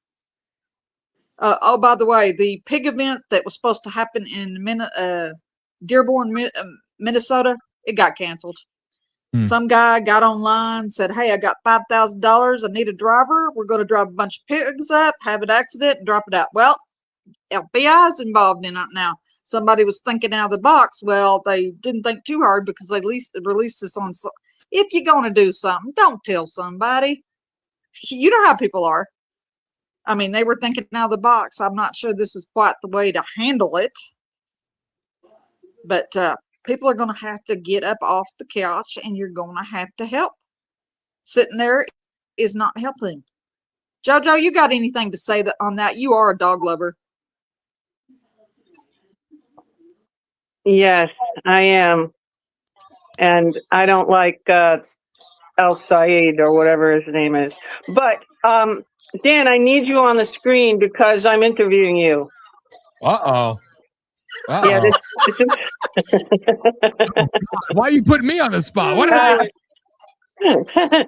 Well, for your first time... Come on, Dan, you can do this. For your first time watchers. I know that you call yourself, or in your previous world, a activist first. Is that correct? Absolutely. Go ahead. No, go ahead. What does that mean to you? And what first pulled you into grassroots activism? Coming out of the Army and the much, wonderful story. One day I'll share the whole story about that with everybody. But coming back home, and this is in 2006, and my friends picked me up from the airport, and we went to right around the city hall of Hazleton, Pennsylvania. And there was a lot of people there, and the roads were blocked off. And I said, "What's going on?" And my buddy Andy's like, "Hey," it's like, "Oh, you don't want to even know." I said, "Yes, I do." I said, "Stop, I want to see." So I get out there, and the cop looks at me, and he goes, "Soldier," he goes, you should just walk away. I said, "What are they doing?" And then I see them burning American flags. And I said, what the hell is this? And he said, it's an illegal and proud rally. I said, a what? Illegal and proud. I said, and why are they doing this? He said, well, Mayor Lou Barletta. I said, I don't know who that is. Mayor Lou Barletta he put in the Illegal Immigration Relief Act for the city of Hazleton to make English the official language and to fine businesses and landlords who rent and hire, to illegals. And I saw what they were doing, and I saw how the whole town had changed. And I wrote a letter to the editor, and I said that if anybody else is outraged by what they've seen, email me, and we're going to hold an event. And I wasn't clear to go back to work yet. I was working in a diner, and I had a bus pan, and Barletta came in with 60 Minutes and all this media entourage. And after the cameras were done, I came and I put my bus pan filled down on his table. I said, I don't know you. I said, but I'm going to hold a rally to support you. He thought I was crazy. 4 months later, it started with a couple hundred, which became over 25,000 emails to a letter to the editor and a standard speaker in Hazelton, Pennsylvania. And I started holding meetings and getting attacked by everybody. And I said, we're going to hold a rally. And we did. And that one rally spawned into 337 rallies across 27 states. And while never taking a dime from anybody. So what pissed me off is the people showing such disrespect towards our country, towards our flag, towards the many, many brave souls who continue to fight, who have sacrificed for this country, who are bastardizing. I mean, to hold signs illegal and proud, you're not entitled to those rights. You're not entitled to the right to peacefully assemble. You're not entitled to free speech because you don't belong here. And like a little liberal reporter asked me when I was protesting Vicente Fox in Wilkes-Barre, Pennsylvania, who they were hailing as a hero, the guy who said black people are lower than ants and should be back in chains. And here they are welcoming him like he's a big hero, and we're out there in the pouring rain and we're protesting this man. And some reporter asked me, well, what's your plan to fix the problem in Mexico? And I said, you want to go there? I said, let me be very clear. I don't give a damn about the problems in Mexico. You want to fix your problem? It's called 1776. Fix your own damn problems. I care about this country, the people in this country, and it's a homeland security invasion. Our system is being bled dry, being destroyed from within. And it was so enraging. And I had more people come at me, calling me racist, the threats, the death threats, lose your jobs, everything else, come at me they look just like you and I. Meanwhile, legal immigrants were up there on the stage with me, also speaking out. Imagine that. That's a long answer. I'm sorry, Jojo. That was, I have goosebumps, Dan. That was beautiful. But now, from the activist to the candidate. So you spent years trying to influence government from the outside. What made you decide to go run for office? Quite honestly, it was because of the complete lack of intestinal fortitude. You have had, first off, we accept rhinos as a necessary evil. We accept them because we need them, because we need to keep a majority while they continue to lie to the people, get rich off the people, while their constituents are dying and suffering and being buried. And we have to sit there and say, well, it's the best we can do. I don't believe that. I believe in holding people accountable. And when I live in Maine, and we still own a house in Maine, but obviously, and still pay taxes in Maine, to see the amount of people that came forward and told the stories, came and told me about, from everything from the guy who's currently the Democrat candidate for Senate, I don't even want to say his name, who's involved in a lot of very underhanded things, blackmail. Again, this sounds insane, but I've said this publicly. So Troy Jackson, please sue me. I dare you. From sex trafficking to pedophilistic shit to blackmailing to the drug trafficking. There's so many things. And then I see Susan Collins is friends with all these people. This is all one big union. And Susan Collins missed 2 terms. I'm only going to serve 2 terms and not whatever. And so many people speaking up online, so many people saying we need to change, so many people saying we've never had another candidate to vote for challenging her on the Republican side. And it's not because, oh, look at me, I was the first ever to actually officially declare as a Republican and go the full length. It doesn't. I'm not saying that because it's special. I don't want to be in elected office at all. I feel as if it goes back to the origins, the birth of our nation, that people will go and serve their country by going to elected office to represent the real people of this country, do their time and leave. I think everybody in Congress and the Senate should be paid whatever the national median wage is. They say it's $55,000 is a national median wage, or $60,000. That's what they should be paid. And so that way they get to feel what it's like, but they come in rich. There's all these prerequisites. The Constitution doesn't say you have to be a doctor, a lawyer, a millionaire. As the GOP chairman of Maine said to me, you need at least $1 million to be a serious candidate. Says who? Our Constitution doesn't have a price tag attached to it because the Bill of Rights has been paid for with the blood of warriors. And people forget that. So everybody's bold online. Everybody says they want change. So I said, you know what? Maybe there's enough. Maybe whether I win or not, maybe I can get other people talking, because it's not about me. I have zero ego. It's about getting other people to rise up, to speak up, to use their voice, to use the gifts that God has given them. And what happened? Silence. As soon as somebody actually rises up and does it, nothing. Blackballed, blacklisted, shut down. Hell, the liberal media in Maine was better to me than any of the conservative media, Heritage Foundation owned and operated, because the Senate, the Congress, politics, it needs real people, and not millionaires masquerading as real people, going to focus groups and being told how to appeal to the masses. People who know what it's like to actually suffer, to live paycheck to paycheck, to lose your job to no fault of your own. Tuesday is my mom's birthday, who's been dead now for over 2 years, at 64 years old, because of the abuses of pharma, because of what's been done, who's lived it, who's seen it, who's had to endure. Not because I'm better than anybody, because I'm just like everybody else, except I don't care. I got nothing to lose by being outspoken about it. We need that power. We need that energy, not these preordained, I'm MAGA candidate, I'm this. No, what about a regular person? I have my whole speech written as to what I would say day one getting in the Senate. And I guarantee you it would ostracize and get every single one of them against me. Why? Because it would be the truth. I live to expose these people, because people need to know beyond what they call conspiracy theory, which is nothing more than a term created by the CIA to shut up people who get too close to the truth. I mean, people need to see the truth. They need to see what's really out there, what really goes on. And believe me, I was at the Capitol Hill Club having lunch, and we left Dan for Senate flyers all over where Susie will come in and sign in for her little lunch, her free meal off the taxpayer's dollar, you know?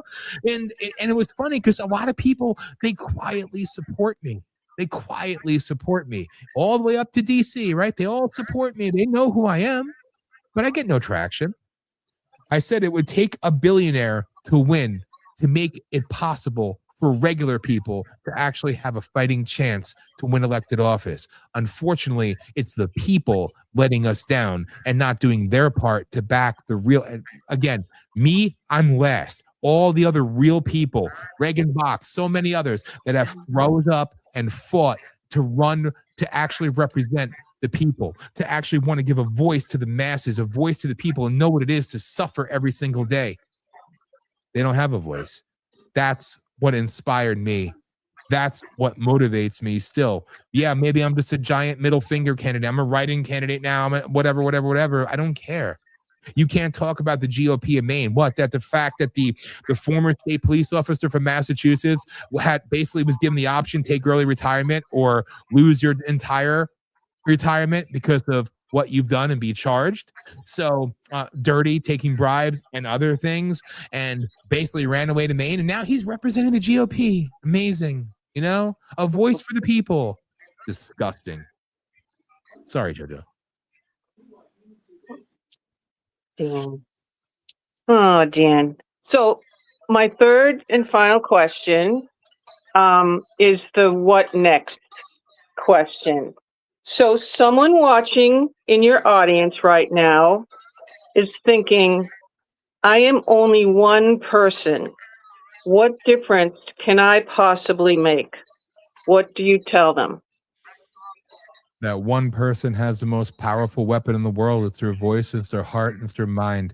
And if you're inspired and you feel as if you have something to say and you're disgusted by what you're seeing happen, that your voice is worth a million voices. Your voice is priceless. You know, I had the fortunate, unfortunate experience of being that one person out there. And some days we would have rallies where it's pouring rain and 10 people would show up. And the media would be there to mock you. Oh, how's it feel? You went from 10,000 to 5 people. And then the following weekend would have 30,000 people show up. Right? But they don't talk about that, right? It didn't matter, because what I always said then and what I say now is it only takes one voice. That's why even me doing this, even when I have to be colorful, use profanity, use these things, I hate doing it, because it's almost you have to appeal to all individuals wherever they are in the sphere now, because they've dumbed down people so long. But really, they've made people feel powerless. They've made people feel weak. They've made people feel ineffectual. So I try to get the attention of anybody I possibly can, not to sit here and say, well, what's your plan? No, to sit here and maybe feel inspired that maybe I can do something. Maybe I could speak out. Greg Griffin, who I spoke about before, this guy is a freaking hero. He was out there when we held our rallies 20 years ago. He's still out there in Wilkes-Barre, Pennsylvania, the one solo Republican calling out the other Republicans. Why aren't you out here? Why are you just as dirty as these idiots? The left out there with their Islamic flags and everything else. It takes one to be brave. And now we have different methods and different means. And yes, they silence, they censor, they ban, but it doesn't matter. Persistence is key. So I would say now to the people who feel hopeless, this is the most important, most amazing time ever to be alive. And now is a time where you feel this dark pill, this black pill mentality, all this whatever. This is the most important, most impactful time ever to speak up, stand up, do something, say something. God has given you free will. God has given you a voice. Use it.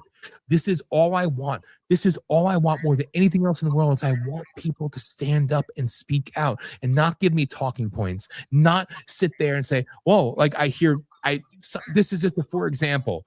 Well, the data centers they're going to take all our water. They're going to steal our water. What the hell does that have to do with anything that's going on in this country? First off, I will go down every single rabbit hole. And even I can say, that's a stupid thing to say. And when it comes to data centers, I'm like, you know what? I don't give a shit either which way. But here's the funny thing. You saw that on Instagram. You saw that on social media. Now you're running with it as if it's gospel to shut down the data centers, which bring you the social media, which sells you the propaganda that you're out there protesting. It's amazing how people could be so coerced and co-opted. Why not bring it back to real conversation? I'll say this and I'll shut up, Jojo. When I had a rally, in Harrisburg, Pennsylvania, I literally had people who I knew. Yeah, I knew. They were skinheads. They weren't wearing any hate stuff, but they were skinheads. You know who they were standing there talking to? The Black Panther members who showed up. You know who they were talking to? A group of Hasidic Jews. You know who they were talking about? Like, this list goes on. It's such a representation. And I said then, with State Representative Darryl Metcalf right there, I said from the Capitol stairs of Harrisburg, Pennsylvania, I said, what we have here is proof that we could be bigger than talking points and bigger than division, because we may not agree on everything and we may hate some things some people believe, but when we find something we could all come together on, we can make a difference. The next day, the very next day, the AP, the UK, whatever it is, all the media in the world did a New York Times front page hit piece on me. And I laughed. I'm a nobody. I'm a nothing. I don't even matter. But they were so traumatized by the fact that people could actually come together. This was in 2008. And then again, one voice, but being that one voice out there, being that one person speaking up, I would hold rallies and I'd walk into the audience. You can't do that. It's dangerous. Who cares? Give them the microphone. Let the people speak.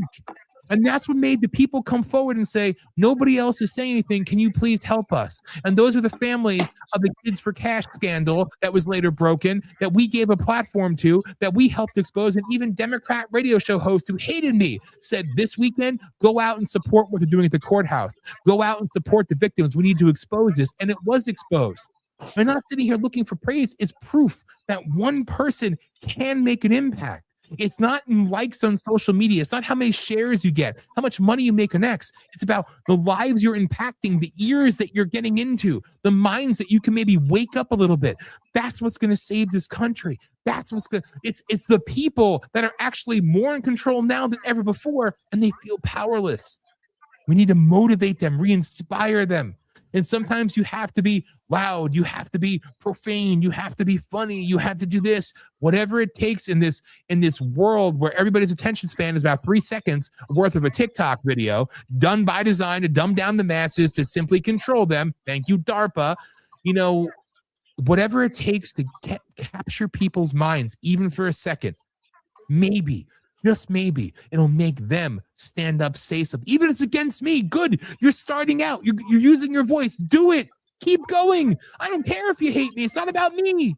You know? So you get me going, JoJo. Well, you're a passionate person, and I admire that. But there are two things. I had a really good idea. You said you contacted the editorial office. You wrote a newspaper and you put in your email, which I think is an excellent idea for anybody who wants to start in kind of a simple group of whatever, doesn't have to be large, small, whatever they want to do. I think that's a terrific idea. I don't know why I never thought of that. And another thing is that one person, it doesn't have to be huge. It can be one thing. Doesn't have to be to save the world. It's what you think will be a huge impact.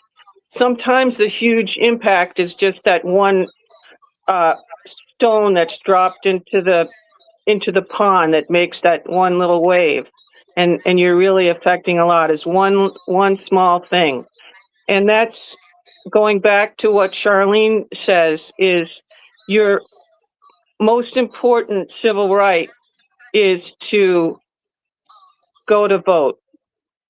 And even if it's going to take your friend or one simple thing, start that. And then tomorrow, do something else. That's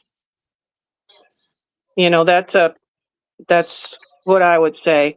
But don't get overwhelmed by oh my God, I can't save the world. Well, you are. It sounds like a small thing to go out and vote, but it's huge, and you shouldn't give it away. Anyway, I really appreciated talking to you, Dan. That was you impressed me. Oh, thank you. You impressed me. I didn't expect that, but I guess people enjoyed our clip last week. I think some people were you yelling at JoJo? Were you fighting with each other? I said no. That was great. Well, I said to people, "Oh my gosh, you scared me." No. I think I even said it there. No, but not in a bad way. I was like, "Wow, But it's a good. I think it's a good thing, Dan, and. I just hope that you can turn it off at night, because that's a hard thing. And I know I say, and I want to say hi to my friend Grace Chung, who's watching tonight. Mouth breathing imbecile. I love her. She's great. Yeah. And that's what we say. We have to have mindless time to just forget about all, and that's because it's a parent, and I admire that, and if I have just a moment, I would like to ask just one more thing.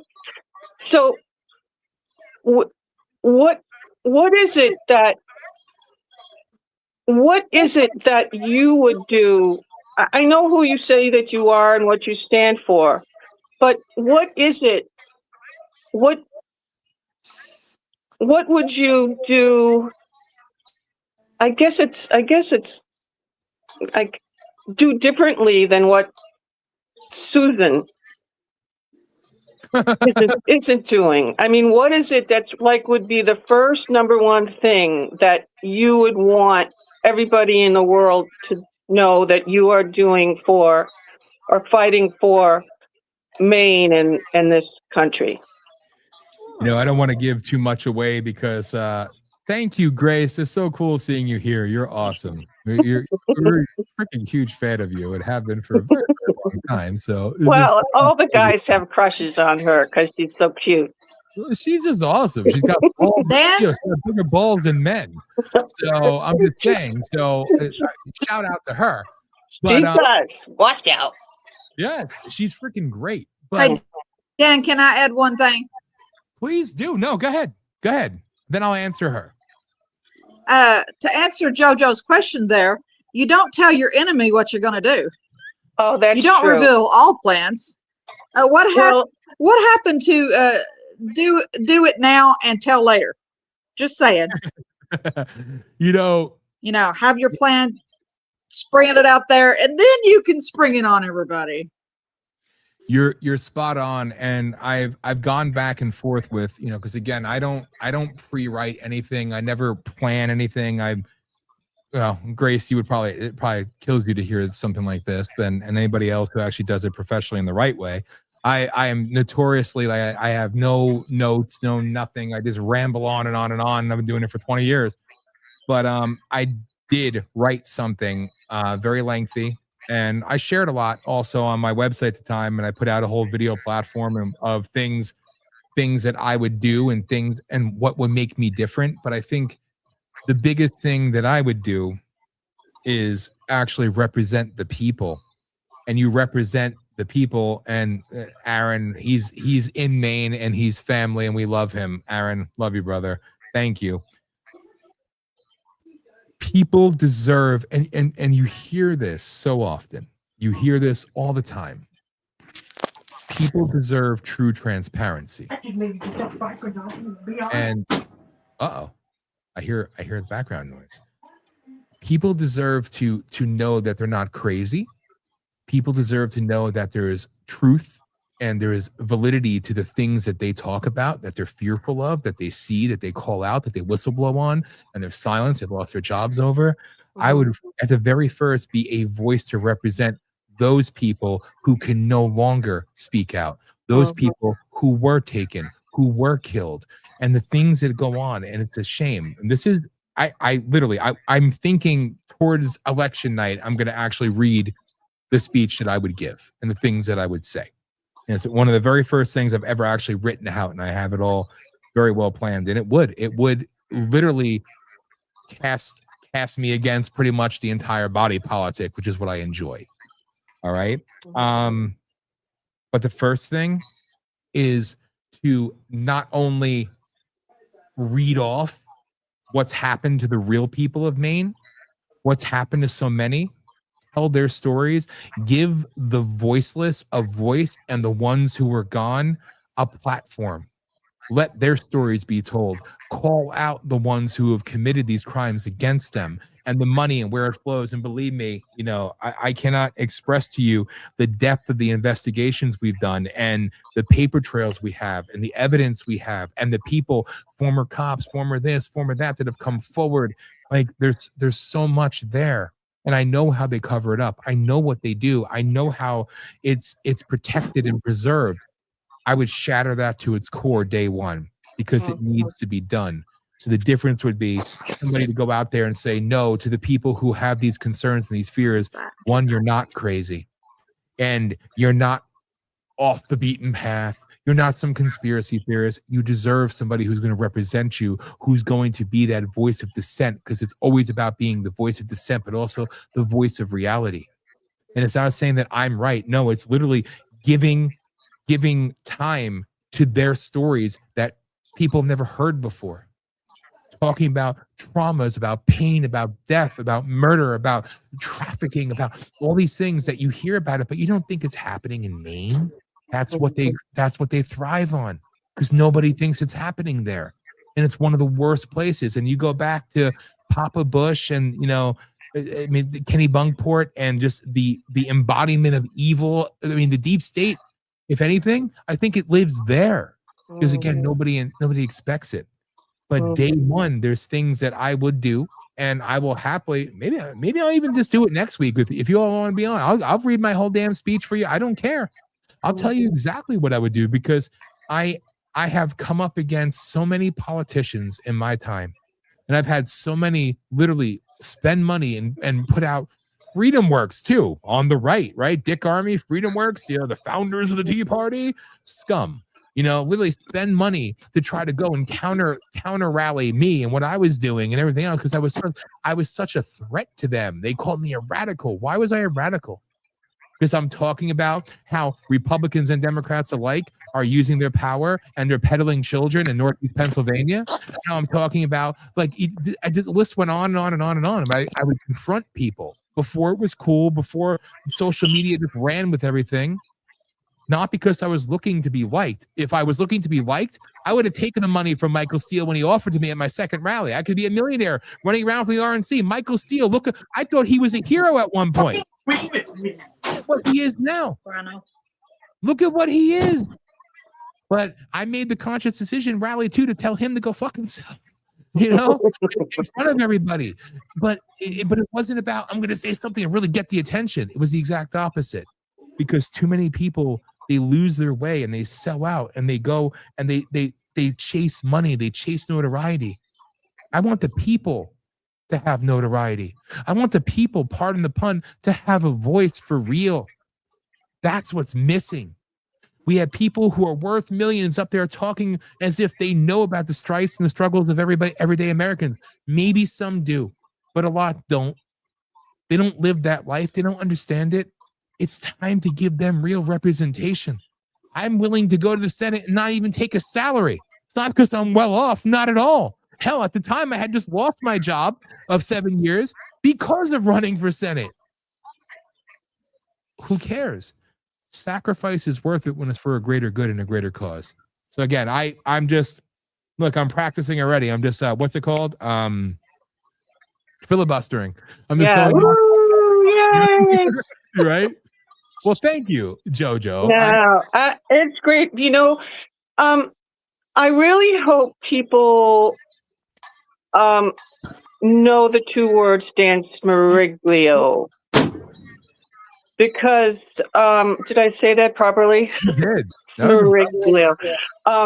Dan Smeriglio.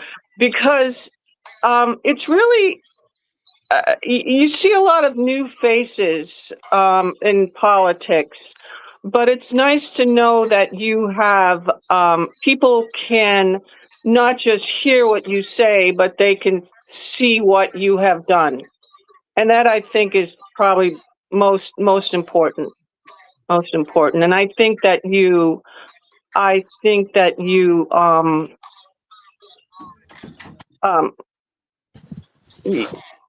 it's like you can say I love you, but that has no meaning unless you show it. And I think that's all they have to do is just look. No, don't just look, see. Like Steve says, see what you see. Don't just look, see. Amen. Thank you. I did not pay her to say any of that, by the way. I'm going to move to Maine. There you go. There you go. I love it. Frenchville needs warriors, damn it. And then I'll vote. Yes. Why not? It's okay. Just send in a mail-in ballot. It's all good. It's totally acceptable there. I'll send in two. Yes. How's that? I'll send in for one for each of my dogs. I love that even more. Amen. Aaron says he would support President Trump and be a terror to the Democrats. Well, amen. And also the state GOP, though. I mean, the establishment as a whole. But no, thank you, JoJo. I really appreciate that. I didn't anticipate that, but thank you. Well, I'm practicing.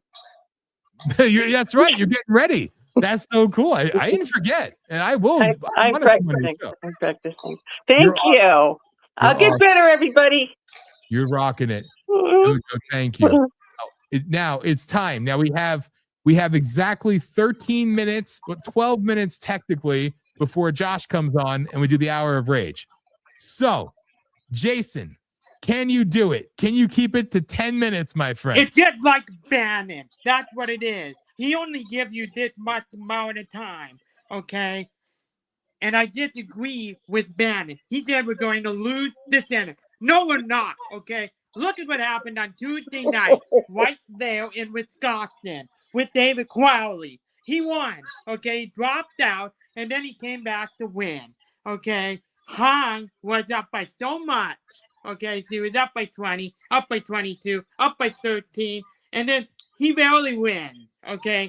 David Crowley wins. And he had the same policies. This is from Tom Tiffany. He had the same policies, as Francisca Hung. That is what David Crowley really is. Okay? We need to beat him in November. We have a good candidate named Tom Tiffany. Ask him about if you're going to at the President Trump reception, and he says, I'm running for the state of Wisconsin. And he's right, though. You need to run for the state of Wisconsin. In November, we need to win that race. In November, and I've actually seen a poll that Katie Hobbs wins if they cheat, or if people stay home and don't fill out the ballots and don't vote. That's how Katie Hobbs wins in November, okay? And it just ticked me off. Got fired up over this. Elon Omar getting back in. Shouldn't have been back in. She needs to be gone. She needs to be her. I said this to myself the other night when she won. And the other thing about Elon Omar is I said it that they should strip her of her citizenship and deport her now. Why is she going back to Congress for? She got over 70% again. Fourth term, maybe fifth, who knows what it is. And I don't know if we'll be able to win that way. And old Peggy Flanagan said that we have to rip ICE apart. No, you don't, okay? You either vote, you may not like her, but she'll support you for the Senate, or you have her. Unless there's an independent in that way, who knows? But you need to vote Republican in November. I'm voting. I vote by absentee. I vote, okay? That's what you need to do, is vote. I'm not a fan of Troy Downing. I'm voting for him because he's running undetested. I'm not going to vote for no goddamn Democrat here. I'm not going to do it, okay? And let me tell you this. Steve Dane and Tim Sheehy are worthless, okay? They're so worthless in the Senate. They're not even fighting for the same America. Not one post have they said anything about getting rid of the filibuster to save America. We have people like Mike Lee that fighting for the save America. This is what we need in office. And we have big elections coming up on Tuesday where we have Byron Donald needs to win that race. James Fitzpatrick is on his heels and tail. We need him defeated on Tuesday. James Fitzpatrick would be one of the worst governors in our country. I don't know, not worse than Gavin Newsom, Tim Walker, but he's not a Trump supporter. He has the endorsement of one man, Anthony Sabatini. That's his endorsement. And James Fitzpatrick is a terrible candidate, a terrible man. He doesn't belong in office, okay? If he is the nominee, I'll see if there's an independent candidate. I will not be endorsing him for governor if he ends up winning. I will not have it with him. He's not a Trump supporter because he is not a Trump supporter. He never has been. Okay, he wants to ban data centers. He wants to do this. He wants to do that. Okay, I'm not having it anymore.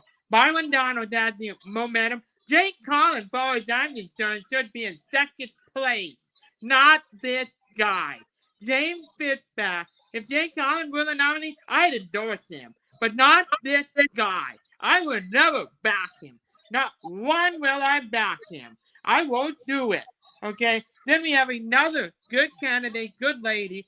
Bernadette Wilson has to win this race. For governor of Alaska. She needs to win. Good candidate, good lady. She needs to win. They don't have a secretary of state for lieutenant governor. So the Secretary of State is the Lieutenant Governor. Her Lieutenant Governor, a good one, Mike Shower. He wants to ban race-choice voting. He wants it gone. Repealed and gone. We need Bernadette Wilson to win that race on Tuesday. And the other one I'm going to be really watching is Florida. We need Catalina Love to win this race for Congress. Big endorsement and a good endorsement from President Trump made tonight. Catalina Love got President Trump's endorsement for Congress, Florida 19. She has been knocking on doors and now working every candidate in that way. We need to get her in Congress. The Freedom Caucus has endorsed her. Good endorsement from Greg Stubbe, Kat Kamek, Eli Crane. CPS endorsed her yesterday. And you have Scott Perry. We need her in Congress. She is not a uniparty rhino. We need to win these races. The other one we need is Ben Butler for Congress. Florida 9. He is a farmer. He knows what the hard work is. We need to get him in office. He's been endorsed by Kat Kamek and Annapolina Luna. We need to get him in. That's going to be a flip. And we need the right candidate to win this race. Okay, we need to win. And on Tuesday, we have another good candidate for Wyoming, for the Senate of Wyoming. She's done a good job in Congress. At large, they only have one seat. Her name is Harriet Hagman. We need all hands on deck to get her elected. We have to get her elected. We need to get her in. The other one that I endorse is going to be a good one in Congress. He had been fighting for voter ID and getting rid of the voting machine. Been bought by Mark Gordon. Okay, been bought by Mark Gordon. Just Governor Mark Gordon. We have Chuck Gray. He had been being attacked by the other candidates we have on the list. Doug Weed, Red or whatever it is. He's been being attacked. He's been saying that he's trying to Chuck. No, he's not. Okay, he's been endorsed by some in the Wyoming Freedom Caucus. He aligned with the Freedom Caucus. We need to get him in on Tuesday. We have some other big races. Cory Mills needs to be gone. He needs to lose on Tuesday. Looking like the betting market. If the right this time, Cory Mills should be gone. He should be cooked. He needs to be gone on Tuesday. We've got to get him gone. Whether it's that Ryan that's the nominee remains to be seen with him. Let the voter decide. Cory Mills needs to go. Okay? And then another one, a fantastic person that going to be in Congress, Jennifer Belcrum. We played Uniparty Rhino that dropped out at the committee meeting. Chuck Edwards. We need to get her in. We need to win these midterms. They're not going to win them ourselves. We need to win these midterms. We have to do it in November, okay? The only way they win is if they cheat, one, and if we don't vote, okay? We have Mike Rogers been doing a good job on the ground. I'm not a fan of Mike Rogers, but he needs to win that way. I've seen a Fox poll. We really don't believe in polls. Mike Rogers from a Fox poll is up 51 to 47. We need to win that race. And the biggest one is Ken Paxton. We need to get him in office. We need to get him in November. I don't want to see James Talarico in the Senate. No, I don't want him in there. And Peggy Flanagan better not win that race in Minnesota. She wants, like I've already said, she wants to rip ICE apart. We can't allow that, okay? We need to win those races. Another big win with Michael Alfonso for Congress, Wisconsin 7. That was a big win right there for us. We needed him to win that race. And we have other ones other races, I believe. In the South Carolina prime veteran election, I endorse Ross Norman. Okay? I'm sick and tired of the Grahams. I'm sick and tired of the Grahams. Whether it's Lindsey Graham, whether it's Darlene Graham. I'm sick and tired of the Grahams. I'm sick and tired of the Murkowski. I'm sick and tired of the Bushes. I'm sick and tired of them. The only dynasty that I would like to have are the Trumps. that the only family that I would support for any office, the McKelkeys have to go. The Bushes don't belong in office. You have other ones like the other one that don't belong in there. I'm tired of the Grahams. Okay, this is why I endorse Ralph Norman. Even though he's been endorsed by Nikki Haley for the Senate, for the special election for the Senate of South Carolina, I endorsed him because we need to get rid of the Grahams in office. The Grahams. I'm gonna make a prediction right now that we are going to defeat. Gunnar Drummond is going to be defeated on August 25th. You heard me here first. Mike Mazie is going to win that race for governor of Oklahoma and the runoff. He's a good candidate, and nobody seems to want Gunnar Drummond. Okay, I just seen the one that we about that Jake that you endorsed, had him on the list. He endorsed Jake Mazie, and you had that John O'Connor, the former Attorney General of Oklahoma, slammed Gunnar Drummond. And Gunnar Drummond is for illegals. He's not for mass deportation. He doesn't support President Trump. He's not for any of that. Mike Mazie is going to be a good governor when he gets in. He wants to ban Sharia law. He wants to make it a terrorist organization. The Muslim Brotherhood is a terrorist organization. The first week he's in office. He's going to be a good governor. And he wants to also eliminate the income tax. We can't let Gunnar Drummond get in deep red Oklahoma. Oklahoma is a red state. We need to keep it that way. We have to keep it that way on August 25th. We've got other races. We only have 3 primaries on Tuesday. The biggest one is going to be Florida.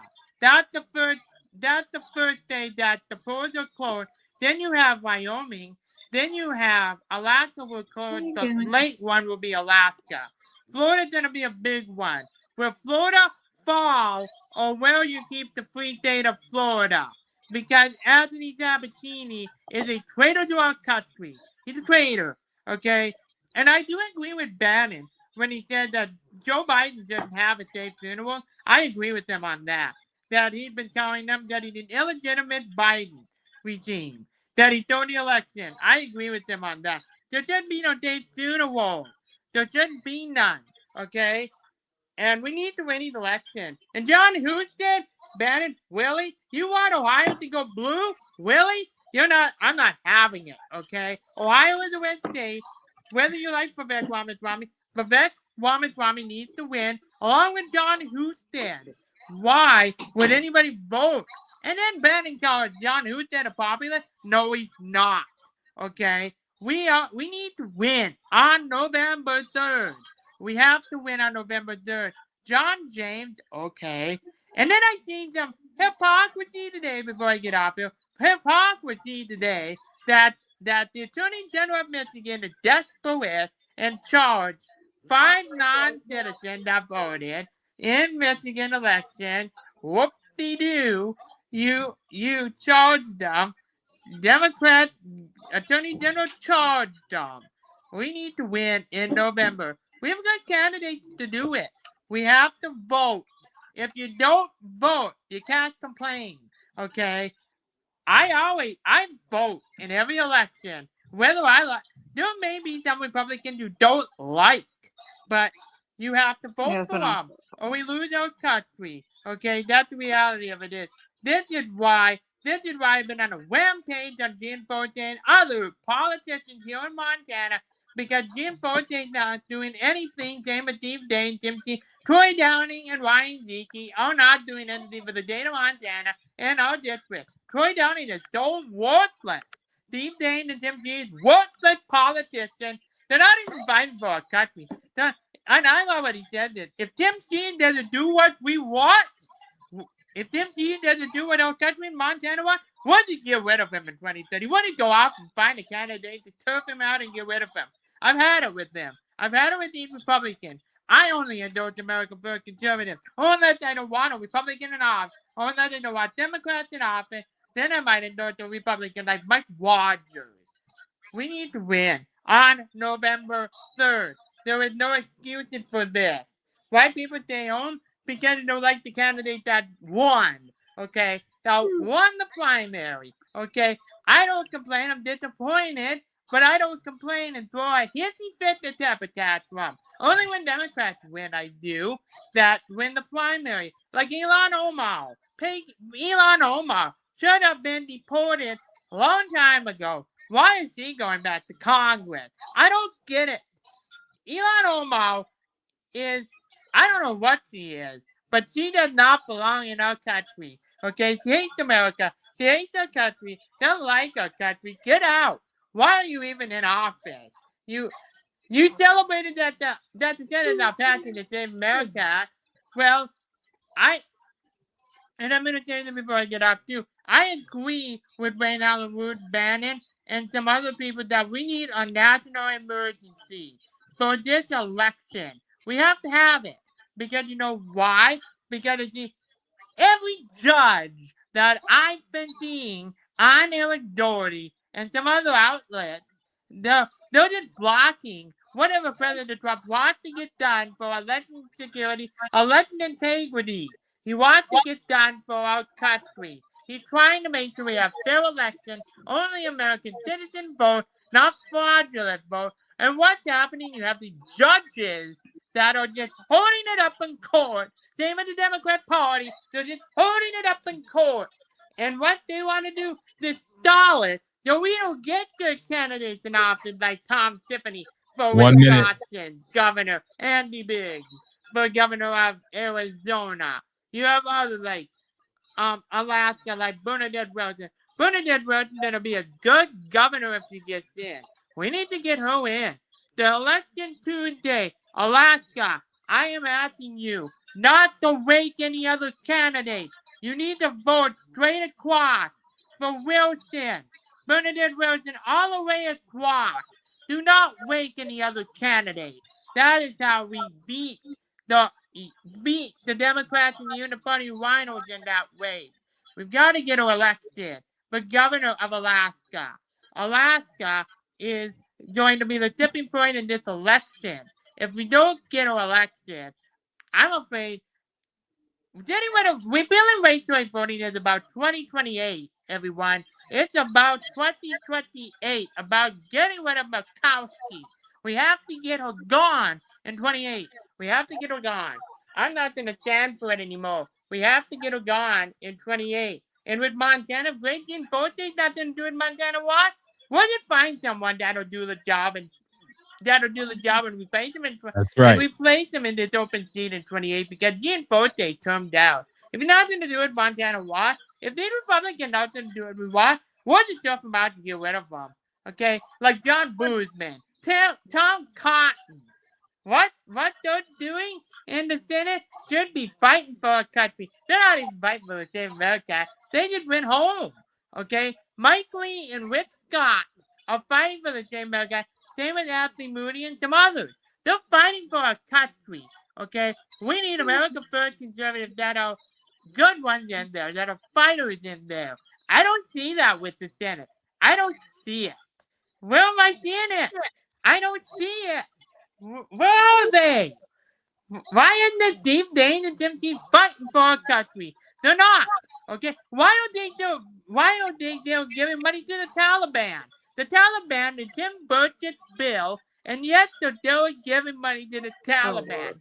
That bill should have been passed. They should have defunded the Taliban. We're giving money to the Taliban. No Save America. No Taliban defunded. None. Good. And I agree with Ralph Norman. He said that's what good bill do to die. He's right though. That's why I'm backing him. I'm tired of the Grahams. The Grahams have to be eliminated. They have to be gone from office. I'm not a fan of Lindsey Graham, as you all know.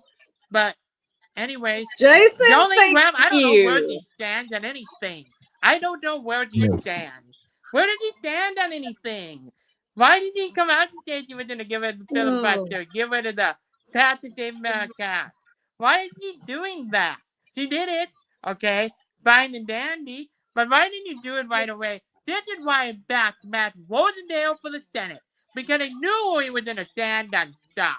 Not Darlene Graham, okay? This is why what's happening in like Massachusetts and the other blue states, okay? We need to win these midterms.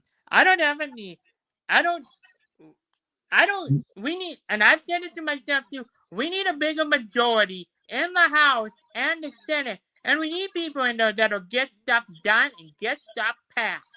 We're not seeing it with the U.S. Senate because we have people like John Thune and they're sitting on his hands, don't care about our country, okay? We're going to get rid of him in 28, but Kelsey's at the top of my list, okay? I've had it with her. And Steve and Kurt Army better do the right thing when he's in there.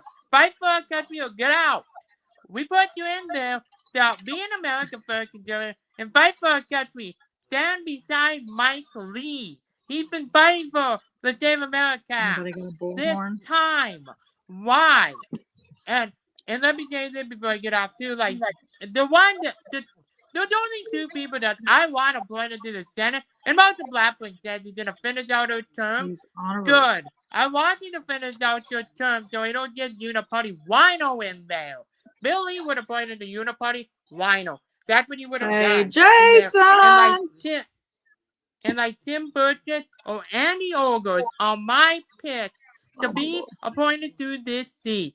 We need American first conservatives and fighters in office. And that is what we need. And this is why I back Jason. good candidates. We reached the end, sir. We've reached the end. We went over. Dan, what did you call him? Thank you, Dan. The political he was on a roll. Assassin, you know, the assassin. Yes, the assassin. Names. Jason the assassin. Yes. And that's why Jason needs his own show. It's going to be the Jason Rant Hour. I love it. So everybody, my camera's doing some crazy stuff with these storms going by. I just got to say, I look like look at that. It's like that Max Headstrom thing from like the 80s or something. I don't know what the hell's going on there. Woo! That's the CIA taking shots. Yeah, that was crazy. Right? Anyway, everybody, I love you all. It's time until next week. And Jason, you just love you guys. Bye. I love you, bud. Jojo, love you. Thank you so much for everything. I appreciate it. Charlene, love you always. Jason, love you. God bless you, Joe. Stay safe out there. And I will see you all next week. Bye-bye. Take care. Everybody. And there they go, ladies and gentlemen. As my camera's doing some crazy stuff. I'm telling you, Deep State's attacking. It's coming. So we're going to be back in 1 minute and like 20 seconds and start the Politi-Shock Hour of Rage as long as my camera stays on. So Josh might have to run solo if my computer shuts off and comes back on. God only knows, but we'll be right back with Politi-Shock's Hour of Rage. Our journey. I don't understand the little rivalries and the beefs between. All I see is a beautiful section of this country. Truly the crown of America that should be the revitalization, the rebirth of America that should lead the way, because this is the way life should be. But this right now is the way it is. We're not being run out. We're not trying to change culture. We're trying to revitalize. We want to make it a place that not only we are proud to live in, that we want everybody to come to and see and witness the splendor, the grandeur, the beauty, but also make it a place where your kids would want to stay, where there's jobs, where there's opportunities, where there's hope, prosperity. All your property that you busted your ass to protect and preserve, we see that it's worth fighting for, shouldn't you? When things have been allowed to go on for years and years and years, it's an abuse of power and it's an abuse of trust. You have to be public, you have to be loud, and you have to call it out. Rage of Aquarius with your hosts Dan Smeriglio and Josh Bernstein every Sunday night at 9 p.m. Eastern Time on Voice of the People USA Radio and Television Network. Download our apps on Android and Apple to never miss a show. Watch at 9 p.m. Eastern Time on Roku TV, Fire TV, and Android TV, or visit VOPUSARadio.com. And that's the marker, ladies and gentlemen. So we go right in, and my camera's doing some crazy shit. So if you're a drug user, you're gonna really enjoy these camera shots. Okay. So I don't know what's going on, but we were getting some. Yeah, it's kind of like flashing. It almost looks like that video, "Grooves in the Heart." Remember that? Yeah, Grooves in the from the early '90s. Yeah, it's like your shit is flashing, dude. It's I know. Crazy. I don't know why. So you might have to go for a couple minutes while I restart the computer again. I have no idea what's going on. I mean, it is lightning like a son of a bitch, and we've been getting hit pretty hard. So what's up, brother? Oh man, just did the Full Throttle Thursday show. Had a great show, and here we are continuing on with the Hour of Rage. Yes. So how about this? Are you down to do a 3 to 4 minute monologue while I restart my computer? Sure, why not? Outstanding. It's all you, brother. You run with it. Go. Right, boom, there it is. There it is. What's up, everybody? So while Dan is taking care of whatever he's taking care of, let's talk about a couple of interesting things. First and foremost, if you haven't had a chance to listen earlier, I gotta say, Jason Dahl, damn, you've got some passion, buddy. I think you need your own show. Seriously, because you are right on the money with everything that you were talking about. And you know politics inside and out, so God bless you for that. And we need more people to understand the threat that we face. And I talked about this earlier on my own show, and what I mean is that the MAGA base right now, for all intents and purposes, is just kind of, they're just like pissed off, which is rightfully so, at Republicans. They think that nothing's getting done. And so they're like, well, you know what? I'm just going to stay home and I'm not going to vote because the Senate Republican idiots won't pass the SAVE Act. And so I'm just going to sit home and that's it, right? If we have that attitude, we are going to invite communism into this country full bore, okay? Think about how bad the left was during the Otto Penn years. They literally fucked up everything. Every aspect of your life was worse, okay? They let all these crazy bastards into the country to kill, murder, maim, rape, assault, all these different people throughout all these years. And then look at all the fraud. Holy cow. Every single thing they touch turned to shit, just like President Trump always says. And that's exactly what they will do. And that was just with the auto pen. Think of how bad the auto pen was. You've got a whole slew of these DSA communists waiting in the wings. If we stay home, those DSA dipshits are going to win. And you may be pissed at Republicans. You may think, oh, they don't deserve my vote. You're probably right. But the alternative is not an option. So I would just tell anyone and everyone to make sure that we are voting in huge numbers because they have the enthusiasm. Not that the Communist News Network is any barometer of, accurate polling, because it clearly is not. But when that one dude, whatever his name is, Harry Enton, I don't know how that guy's still alive. Harry Enton didn't kill himself, but I digress.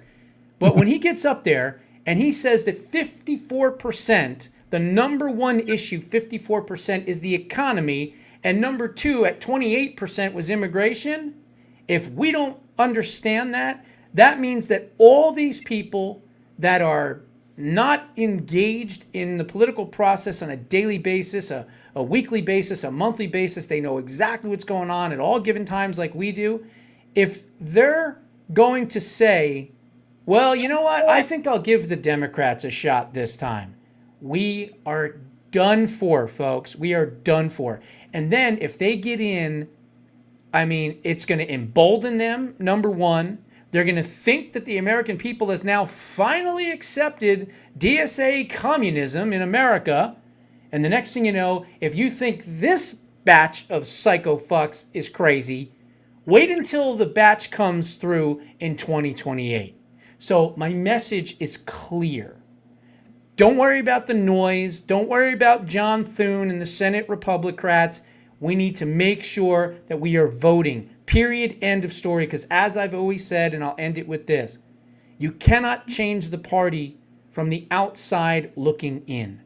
You can only change the party from the inside looking out, meaning what? We have to stay and remain in power and then weed out the rhinos and replace them with America Firsters. That's the way it has to go. How was that? I don't know if that was a monologue or that was great. Whatever the hell it was, but that was fantastic. It wouldn't be the first time I can do that. So I know he's gearing up for when he guest hosts Politi-Shock, and he does all 17 hours live straight through. Yeah, 17 hours. All right, there you go. I don't think I have enough breath in my body for 17 hours. You got this. You got this. That was great because as I shut down the computer, of course, I had to pull it up on Rumble to listen to everything you're saying. I'm like, as my computer is cycling, so I heard every word. And good. that was epic. So all I feel like I could say to that is just simply this: get the book. Boom. Do it. Yeah. If you like my monologues, you'll love my book. That's right. You'll love the book. It's gonna be a great book. It's gonna be the fucking greatest book you ever had in your life. These Jews. I mean, they're just the Jews wrote the book. And yes, I wrote the book. Uh-oh. The entire book. The whole book. No grok. No chat. No nothing. Bernstein. That's it. Bernstein out. Done. Show's Bernstein over. out. Thank you, everybody. Have a great night. No. Dude, that was great. I mean, I started off the show doing a call to prayer. Okay. Sounds like Tucker, who I now call Sucker, gagging on Hunter's dick. Oh man, that's a visual I don't want to see. You know, I played the video twice actually. It starts the show, then later into my opening monologue. You know, or I actually introduced the show at 9:40. But nevertheless, you know, I played the video of Tucker in 2024 talking about Hunter, and then, you know, Tucker giving a hand job to Hunter in 2026. So it's great when you see him versus himself, you know, how they just, you know, everything else. On side to side. Oh, yeah. I find it, I mean, I could happily play it again, but I find it epic that this is what they're doing now, right? So as voter turnout is, you know, still down, right? You have people on the right spending their time focused on, you know, the woke Reich, aka the real America Firsters. Yeah, sure they are. Fluffing up their next savior, Hunter Biden. Candace Owens, you know, holding his hand and crying and saying, Jesus loves you and I'm sorry. I'm so sorry. And then, you know, Tucker, you know, loving him up, stroking him off, you know. That's got to be the gayest laugh ever of anyone. You know what it reminds me of? It reminds me of that English comedian, Jimmy something. I forget his name, where he makes like a joke. He's an English guy, and he goes, ho. It reminds me of that. Yeah, I can't think of his name. I knew Tucker was a sellout and an evil scumbag when I saw him wearing his loafers with no socks. I mean, that's a telltale sign. You think that faggot can get down to the base?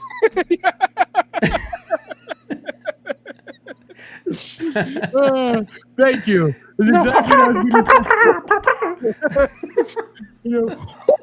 Oh yeah, we are off the rails already. I love it. I'm Thomas. Let's go. And Marjorie Taylor Greene slutting up the airways again, you know, put out her latest video. I'll tell you right now, y'all, the Republicans and Democrats are all the same. Just take it from me. I fucked them all. I've been fucked by them all. Like, you know, it's epic. So as people are focused on this, again, is it the left? No, it's just, you know, your superheroes, you know, MAGA's dead. It's obvious that, you know, obviously it was Israel that made it was the Jews sleep with the underage girl and gave you the cocaine and made you commit treason and made you sell to China and did all this. It was the Jews. It was always the Jews. It was always the Jews. It was always going to be the Jews. You know, Epstein was a Jew. You know, I love Hunter, the dipshit pedophile scumbag who should die in prison 1,000 times over. You disgusting, decrepit fuckhole. I hate you with a passion. It's amazing that he has the audacity. It's the Epstein class. Motherfucker, did you scumbag, libtard, pedophile loving pieces of shit say one word about him while you were in power? Fuck no, Yeah, you didn't. exactly. So stop Plus, it. how many illegitimate children does he have with whores? Oh yeah, that well, of he course, won't recognize. Didn't he fuck his dead brother's wife? He jumped on Yes, her. he did that too. They're a Yeah. classy family. How's your sister doing? Huh? Any more showers with daddy lately? Yeah, You exactly. sick bastard pricks. I mean, honest to God. So everybody's focused on this dipshit, the hero of the Union Party, the Union Party. Oh, that's cute. The Unity Party. Oh, it's a play on the Uniparty. They added a T. Well, they need to add a T because the men are lacking testosterone big time. I was just going to say that. Beat me to it. Yeah, low T. But Mhm. seriously, like it's disgusting. So while everybody's focused on that, then on the other side of the equation, the other side of the aisle, you have coming to a city near you.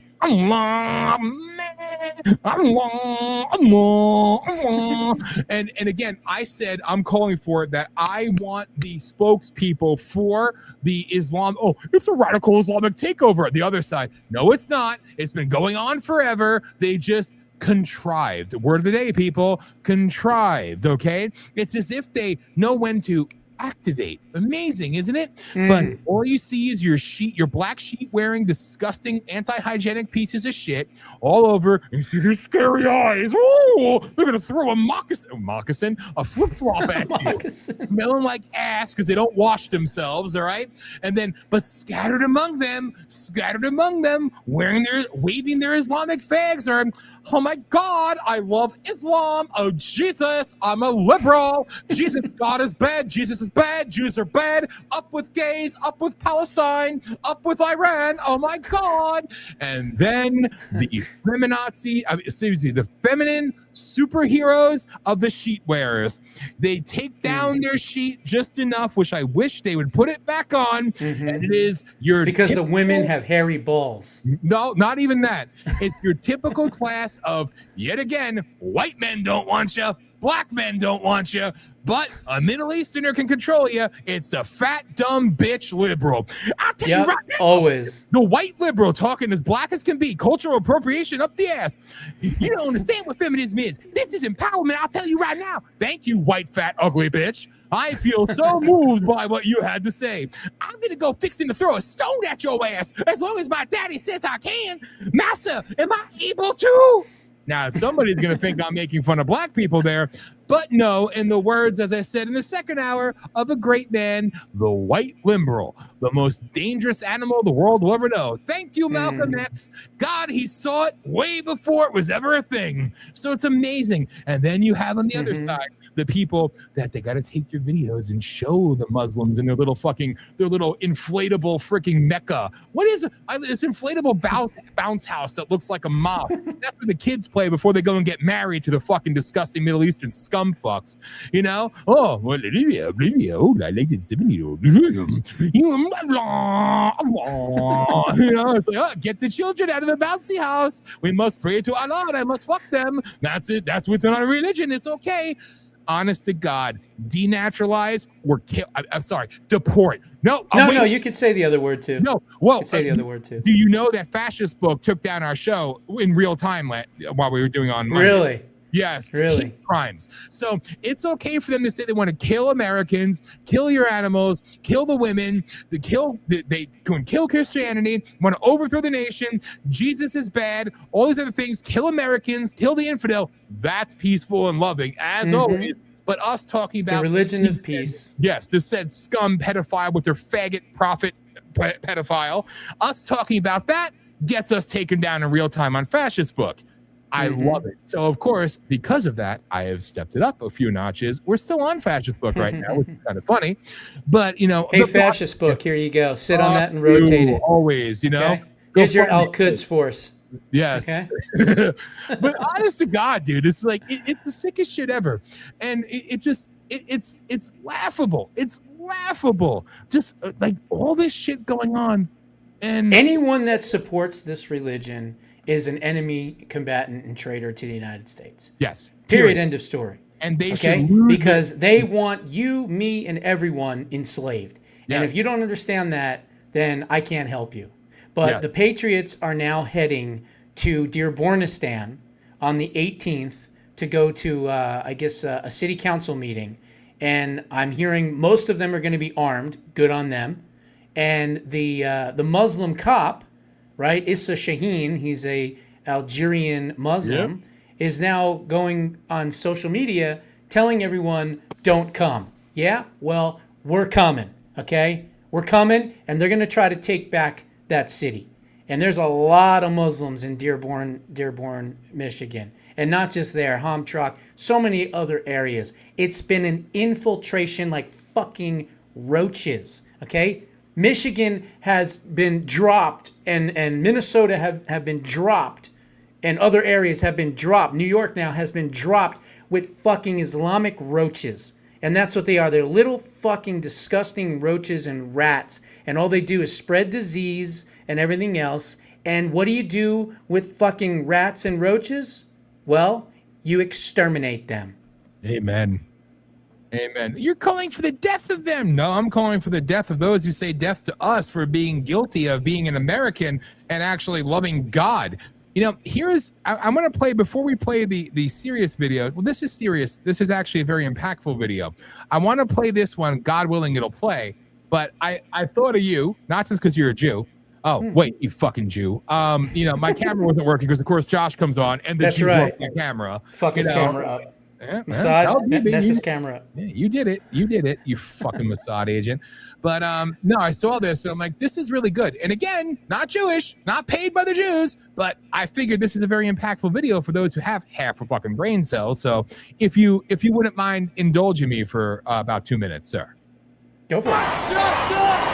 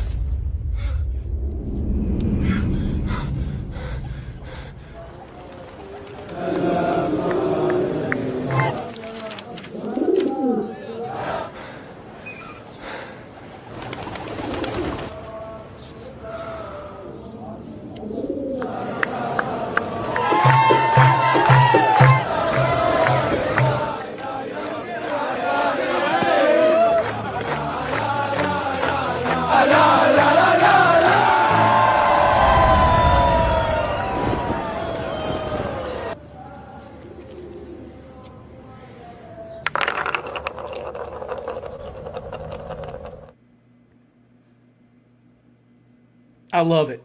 I love it. Persecuted through every single facet of history, thrown out of every single country throughout history, 6 million killed in Nazi Germany. So many others have been attacked and murdered throughout the last 150 years, right? Everywhere, all over, chased off of college campuses and everything else.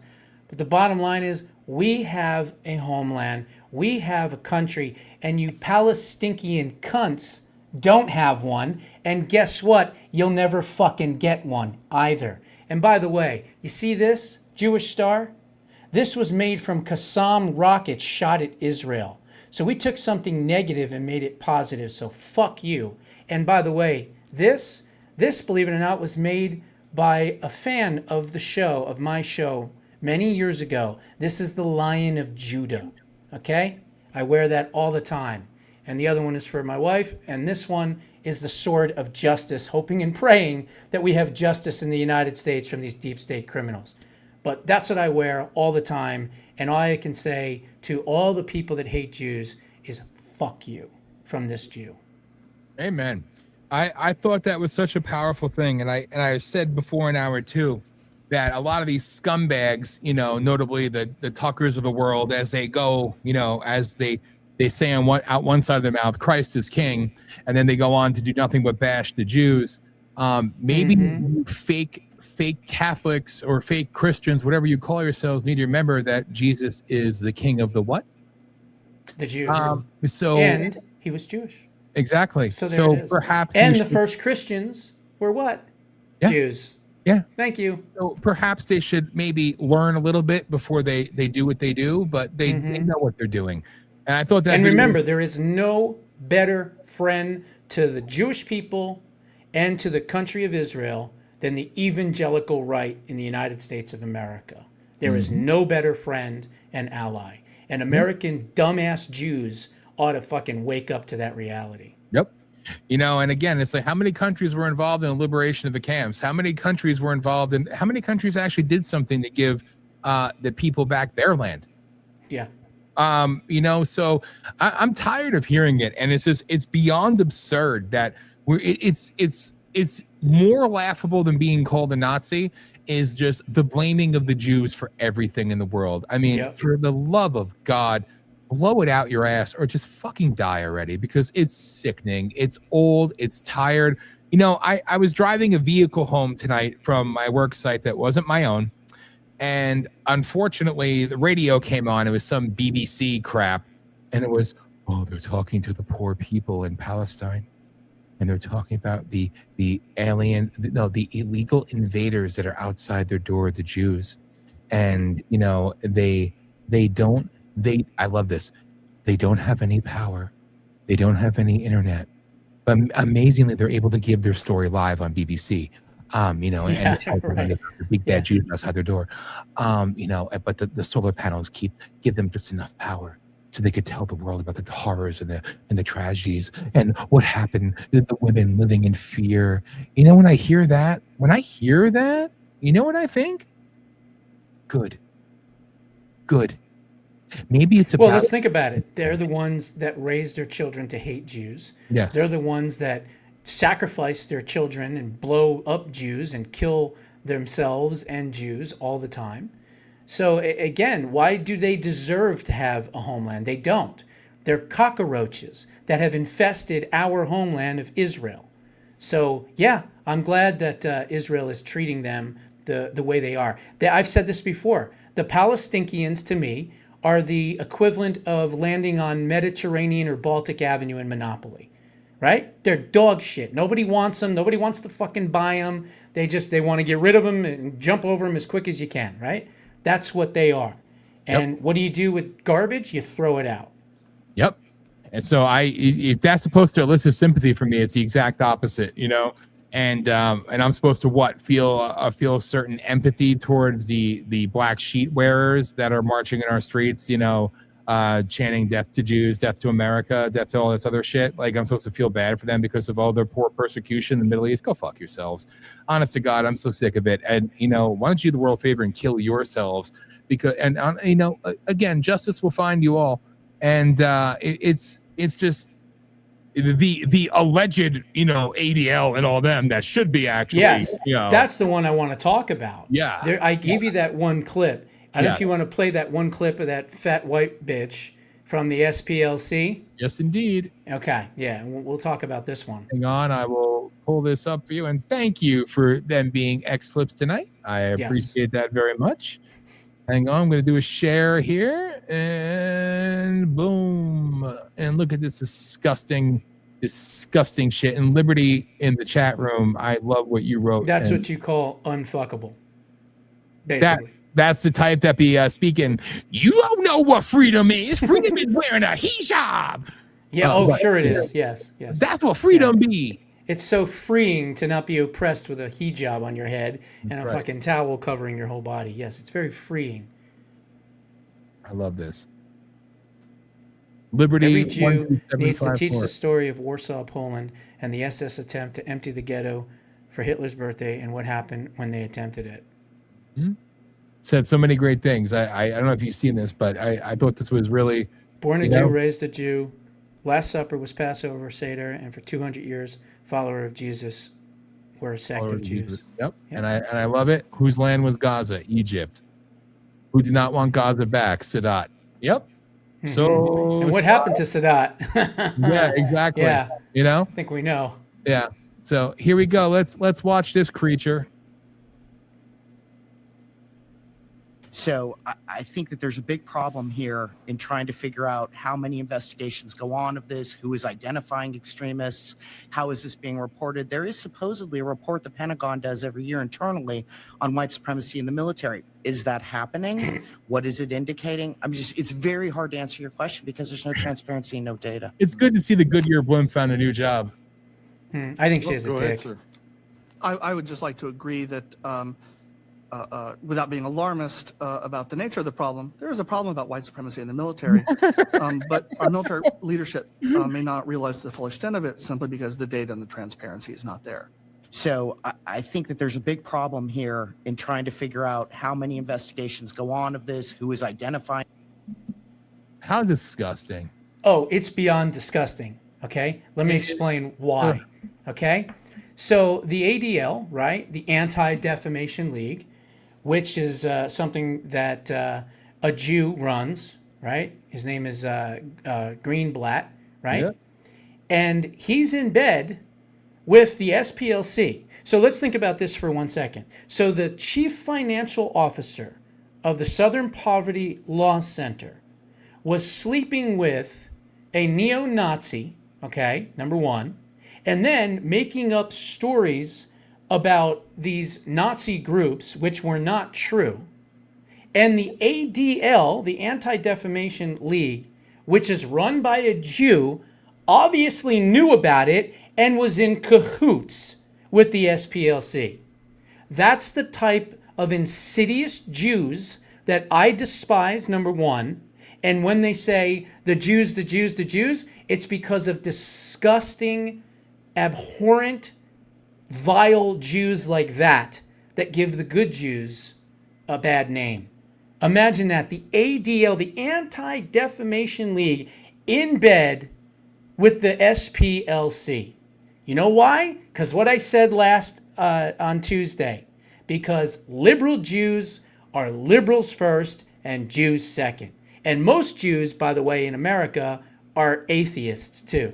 They don't even practice religion. They don't even believe in God. They're scum. They are absolute scum, and that's coming from a 100% Jewish person. Spot on. I mean, we've discussed it before. ADL is a gay LGBTQ slush fund swamp run by the WEF. Amen. Mm-hmm. I mean, we've discussed before the freaking ADL, and you know, it's So it's proof that they knew that the SPLC was making up fake hate groups just to win elections, just to get people to think that there's somehow, white supremacy in the military, which is bullshit. And this person who made up all this fake shit was the Democrats' chief witness for House Democrats on, quote, white supremacy in the military. Meanwhile, this dipshit has now been arrested.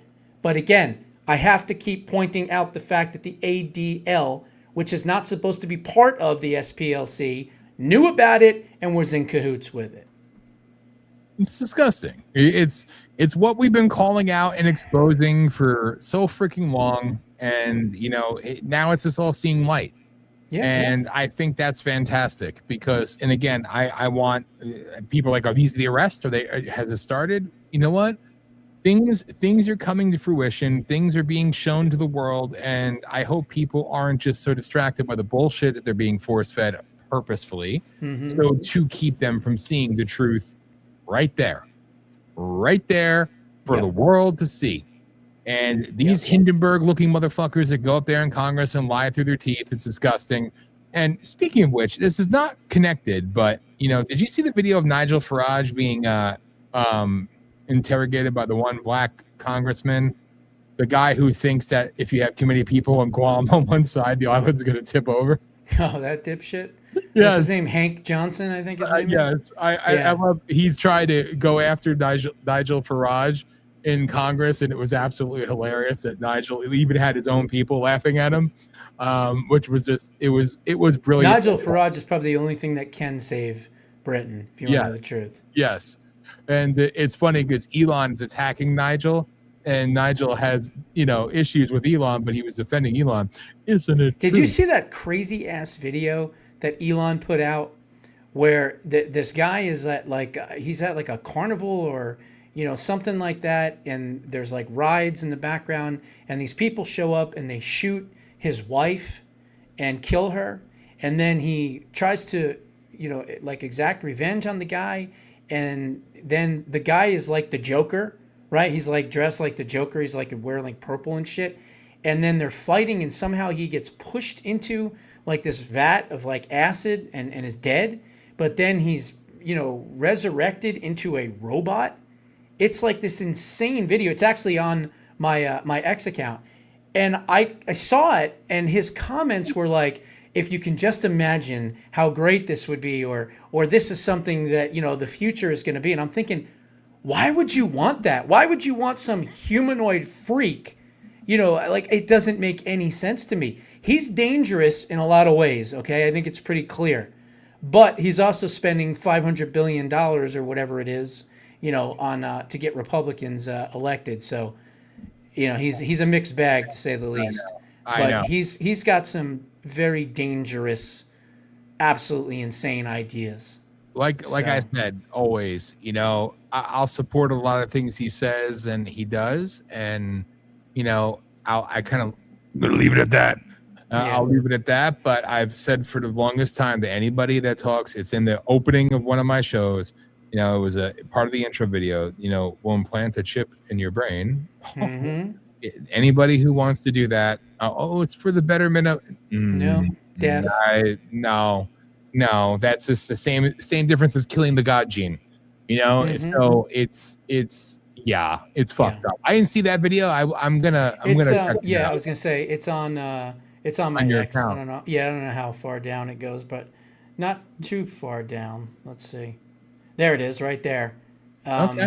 It's 4 or 5 down. It's from Elon Musk. It says literally, when you imagine, can be made real. And it's by Tupa Cabra, I think. So I don't know. I mean, we can kind of bullshit a little bit and maybe you can pull it up and put it on, but it's just an absolutely insidious video, and he's praising it. And, he's got a huge megaphone. So he's putting that out there, and he's basically, validating this new humanoid, robotic, transhumanoid bullshit that they want to bring in. And look, I've said this before. I believe that the trans testicle movement, which I call SMAs, right? There's no such thing as transgender.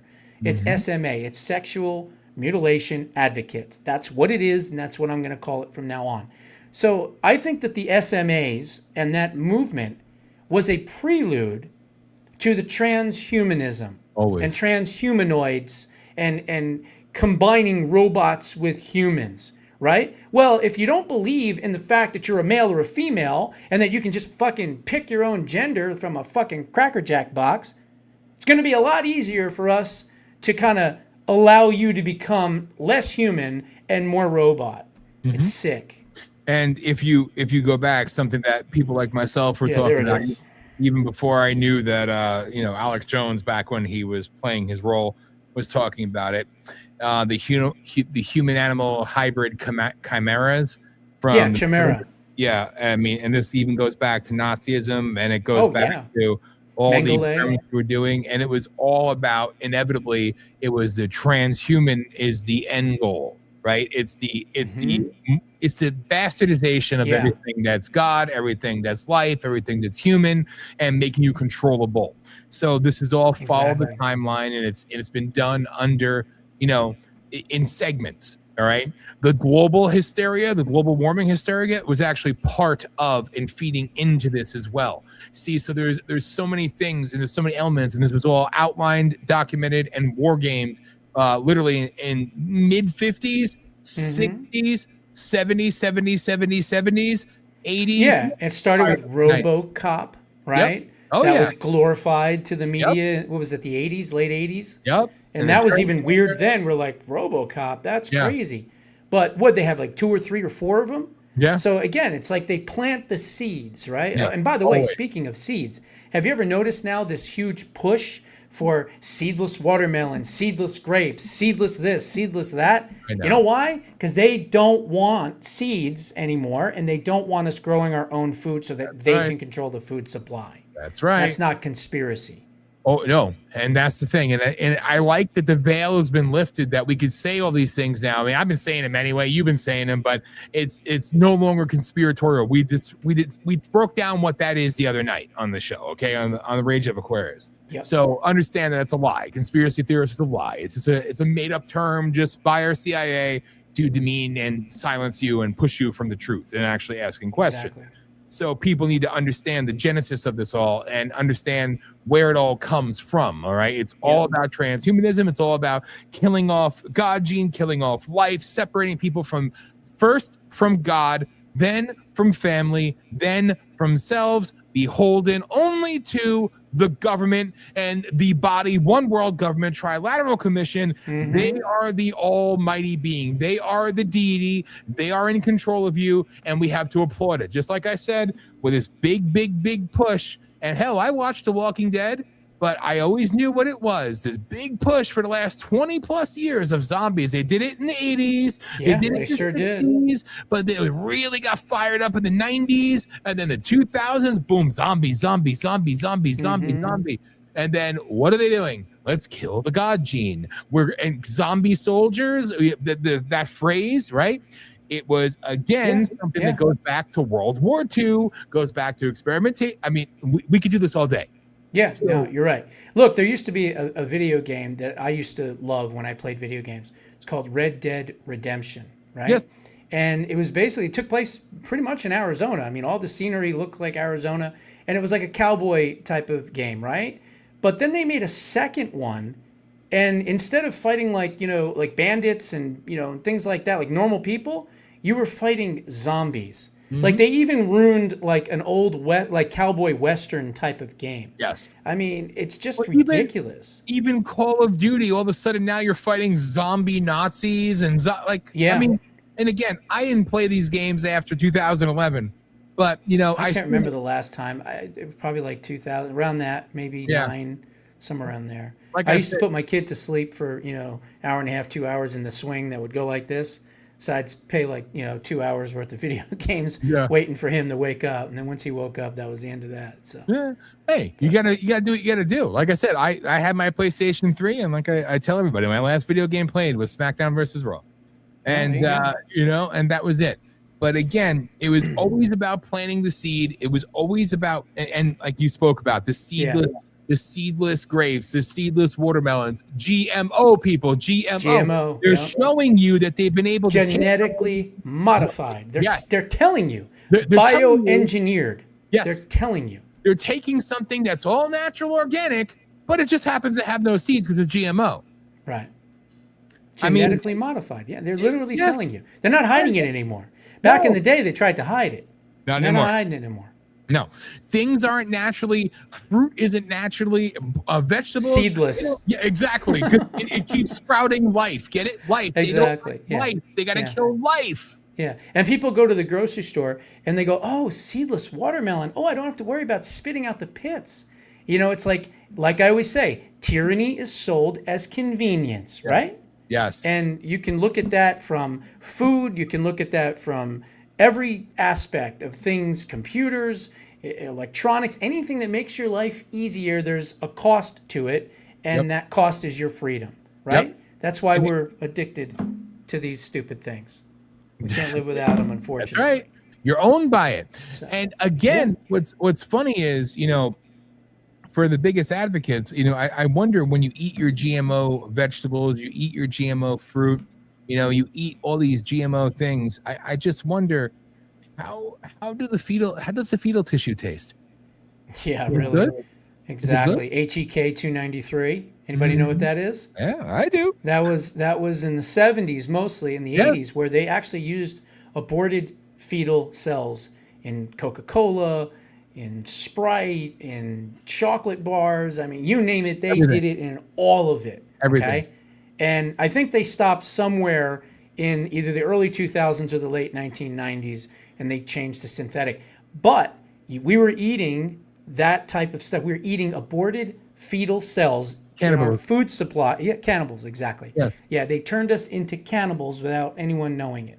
Yes. I studied that shit years ago. But now, don't worry. Go get your vaccine, and you get the same thing shot into you. Exactly. You're healthy. Yeah, it's sick. And again, you know, you think Soylent Green. You think about all the people that died during COVID. We liquefied their bodies and poured it into the water. Probably. No, they did in Michigan. They literally they incinerated the bodies and liquefied. No wonder the Flint water was so fucked up. Right, I know. And nobody asked. This water tastes like an elbow. Shit. Yeah, shit. You know what the hell is that? Oh, a belt buckle. Speaking of which, I guess we have the Fauci clips too. But what about? Did you find the one with Elon? I don't know if you had. Oh, not yet. I was actually going to go through the other one here. Okay. Let me. That one's insane. Yeah, let me just go to it now. Hang on, I'll go find it real quick. I was actually enjoying our chat, so I wasn't scrolling. No, that's all right. You want me to not pay attention to you? But you're right, man. It's like all of these things that they have put in our food supply, and crickets, and I think I've talked about this before. Titanium dioxide, is in gummy bears. Okay, it is in gummy bears. Sorry to ruin it for all the kids out there if you're watching, or the parents, you know, whatever. But that is the same exact material that they make windmills out of. Yep. So when you eat those Hasbro gummy bears, and if it says titanium oxide in it, you are, look it up if you don't believe me, you are literally eating red, white, yellow, green, whatever the other color is, of windmills. Because it's the same exact material. So when you eat those gummy bears, you're eating windmills. How fun. Yum. Mm-hmm. It's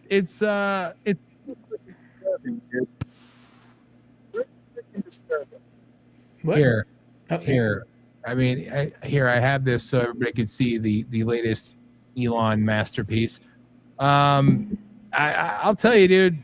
Again, it's whatever. Let's just play it. You never know what you're gonna learn. No, you really gotta let her. Stop it. Okay. Stop it. Go back. There we go. All right. Here, let's watch the video. Yeah, there you go. All right. If I could just find where the hell it is and hit play. All right.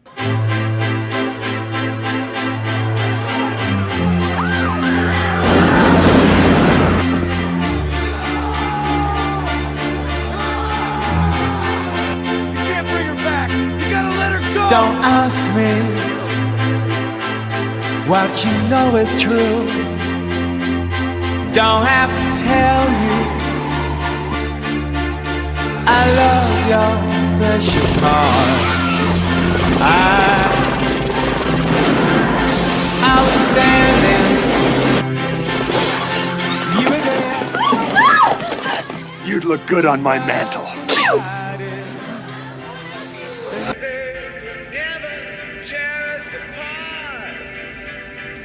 was me who shot your pretty little bitch wife.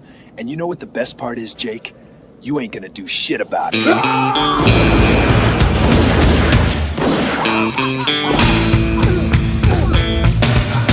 We could live, now you're gonna pay for 1,000 years. But if I hurt you, I make wine from your tears. I told you that we could fly, 'cause we all have wings.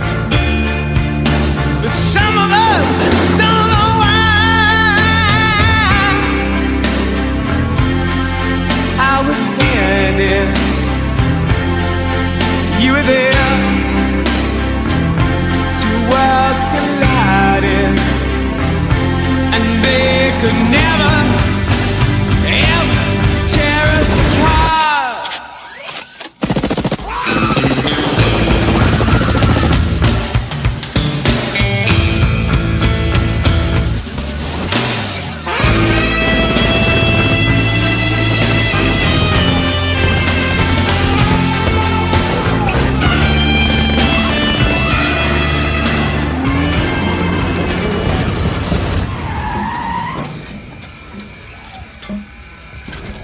It's over. You ain't got the balls for this, Jake, even with all that fancy new hardware. Oh, fuck.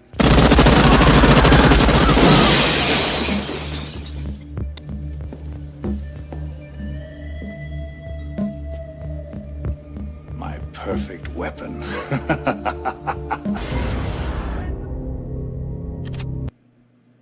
That is just sick. It's so sick and twisted. And imagine the most wealthiest person in the entire world puts that on and shares it on his platform and writes literally, when what you imagine can be made real. I mean, I'm like, I can't even believe it. As a matter of fact, I wrote, why would you want to imagine this at Elon Musk? AI and robotics are dangerous. Only a psychopath would want a society like this in the future. Spend your vast fortune on getting Republicans elected and not trying to be the real-life Tony Stark, is what I wrote back to him. But, I mean, it's just, it's eerie, it's creepy. They take that guy's head and put, I mean, it's so freaky and sick. Honest to God, I don't even know what to say. I mean, hey, if you're gonna create one of them, go after all the Muslims. All right, but like, teach them to speak fucking English at least, right? Is that right? Like, and even with the soldier guy looking like Soros there, like, yeah, like, I don't. Yep.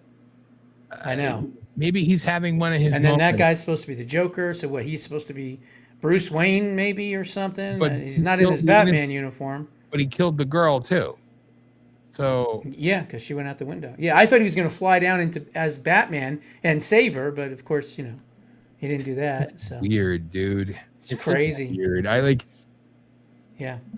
You know me. I'm not usually speechless a lot, but that's just. Well, I was speechless at the what's her name? Ariana Grande video. I was just like, I couldn't believe what I was watching. Did you hear? I don't know if it's true. I have to fact check it, if you will. But allegedly, she put out a video saying that she has some disorder, and she's not going to be around more than 5-10 years or some bullshit. No, that I didn't hear. I just heard she was taking a step back due to the criticism from that video. Oh, but I didn't hear anything about her having any kind of health issue or anything. I don't know if it's true. I mean, we know she's anorexic, but she's definitely got that health issue. Yeah, for sure. But there was something else. Again, I couldn't feign the interest enough to actually go and see if it's true. But again, no coincidences, people, none at all. No, so never any. Always remember that. So here, let's we talked about this before, so let's put this video up because you should see the scumbag. Just watch it in real time if it plays. I'm Chief Shaheen, and we're aware that individuals and groups from outside our community may come the Dearborn City Council meeting on Tuesday, August 18th. We've been monitoring the situation closely and coordinating with our state and federal partners. We have a plan in place, and you'll see an enhanced presence of police officers. Entrapment. But here's my direct ask of our residents. Please stay home. These groups that are coming here are coming for one reason, and that's to provoke a reaction and generate attention. If nobody shows up to react, they have nothing. The most powerful thing that this community can do is refuse to give them an audience. If you have business before council, you're welcome, and you'll be safe.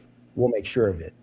But if you're thinking about coming down just to confront these people, don't. That's exactly what they want, and it puts you at risk. Let our officers do their job. Don't let a handful of hateful outsiders define who we are. Dearborn is stronger than this. Thank you. Wow. Send the Muslims to a fucking petting zoo with goats. How's that? Listen to this fat fuck.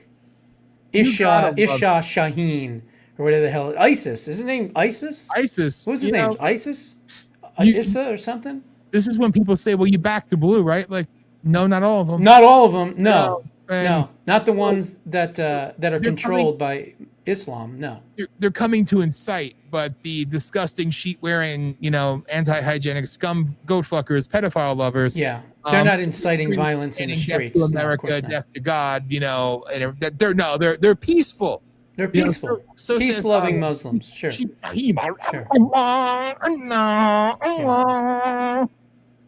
Unreal.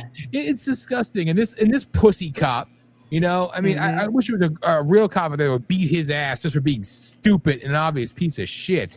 If you look outside your door in Dearborn, Michigan, and you see about 5,000 douchebags whipping themselves and the bitches walking around wearing a sheet from head to toe and chanting death to America and death to Jesus and kill Christianity, maybe that's a bigger problem than the people who want to come down and maybe demonstrate some fucking intestinal fortitude for once and confront these scumbags. Because again, if you're not here legally, you don't have the right. If you've naturalized, you should be denaturalized because you've abused the right, because you're calling for treason, you're calling for an overthrow of the government. So therefore, they should be treated as enemy combatants. Give them what they want. If they want to fight, bring the fight to them. I'm not saying to the people, I'm saying, you know what? It's time. Take their ass. ICE come in. Take their ass out. And if they're legal citizens, you've lost that. You've lost that. Denaturalization, I can say it, denaturalization doesn't just count for those naturalized. You should also lose your right to citizenship if you do these things. If you're preaching that you want treason in your country, sedition, you're calling for it. Give them what they want, what they don't expect. Exactly. Ship their ass out. And if they act out, treat them as enemy combatants. They want it. They're calling for it. It's what I said about illegal immigration a long time ago. Shoot them at the border. They'll stop coming.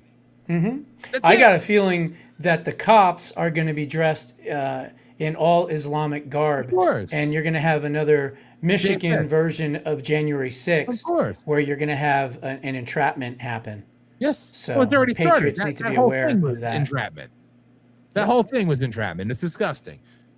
So again, the inflatable bounce house with the future brides, because they're age 6, so once they hit 7, they're prime. Bouncing around. Once they're 8, they're too old. They're too old now. According to the Quran. So the Masonic temple bounce house and their little ugly ass flags and their freaking their flip flops and then whipping themselves. Oh, what good people. Have them over for Sunday dinner. Come on, let's have a picnic. I swear to God, man, and people just pussify, just stand there and let it happen again. We said it. You shared the clip. I'm happy you did. I shared the clip. We need more of it. Give us the mafia. Give us the Hells Angels. Let them do their thing. Go with God.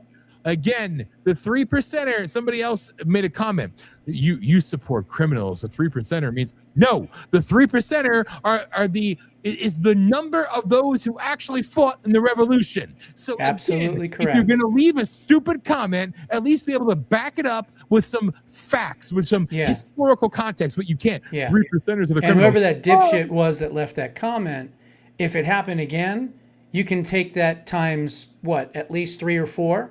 I think there's 9 to 12%ers at this point. that would pick up arms to save this country. Yes. At least 9%. So now the number is what? 30 million? Somewhere around there? Yeah. Yeah. Tread lightly. Scum. I mean, and people make excuses for it, and just scum. We have to be tolerant. We have to be accepting of all faiths, even the ones that want to fucking kill us. Yeah, literally want you dead. Literally want you dead. You know, but we have to be accepting of them. Yeah. How many Christians are running into somewhere and stabbing someone in the neck and saying, "This is for Jesus"? Yeah. I don't know. None? Yeah, none. You know, how many?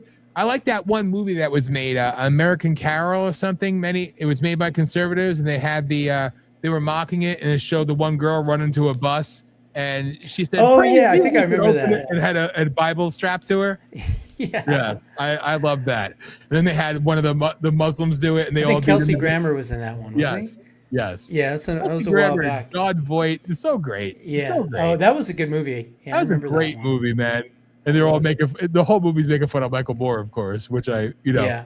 And I have to see Super Troopers 3. It's in theaters. Apparently it's doing very good. But again, Super Troopers 3, they do their own thing, but they're not hiding the fact that they're conservatives, and they mock liberals pretty epically. So I really want to see that movie. Anyway, here, let's move on to this quick. Oh my God. Yeah. This one's you all got to see this one. Ready? Where's the play button? Horrifying. Sickening. A new HHS report entitled Wolves in White Coats. It examines allegations that doctors and hospitals pushed and potentially profited from, quote, gender medicine for children.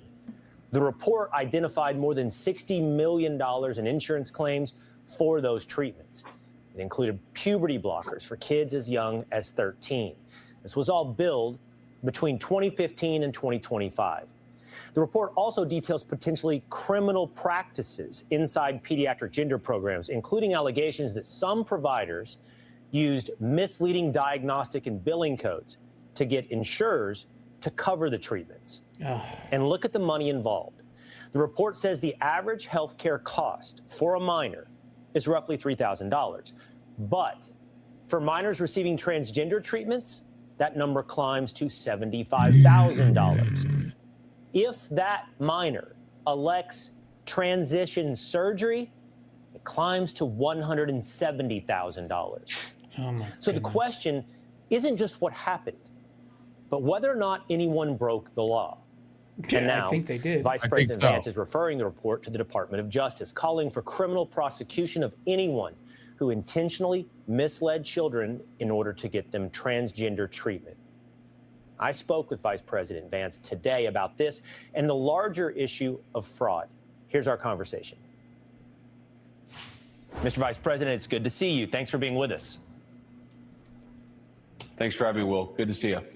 So, Mr. Vice President, what I'm trying to figure out, and you can tell us with the release of Wolves in White Coats, is how much of this movement was driven by mass psychosis or ideology, and how much now was driven by premeditated financial windfalls, was a scam.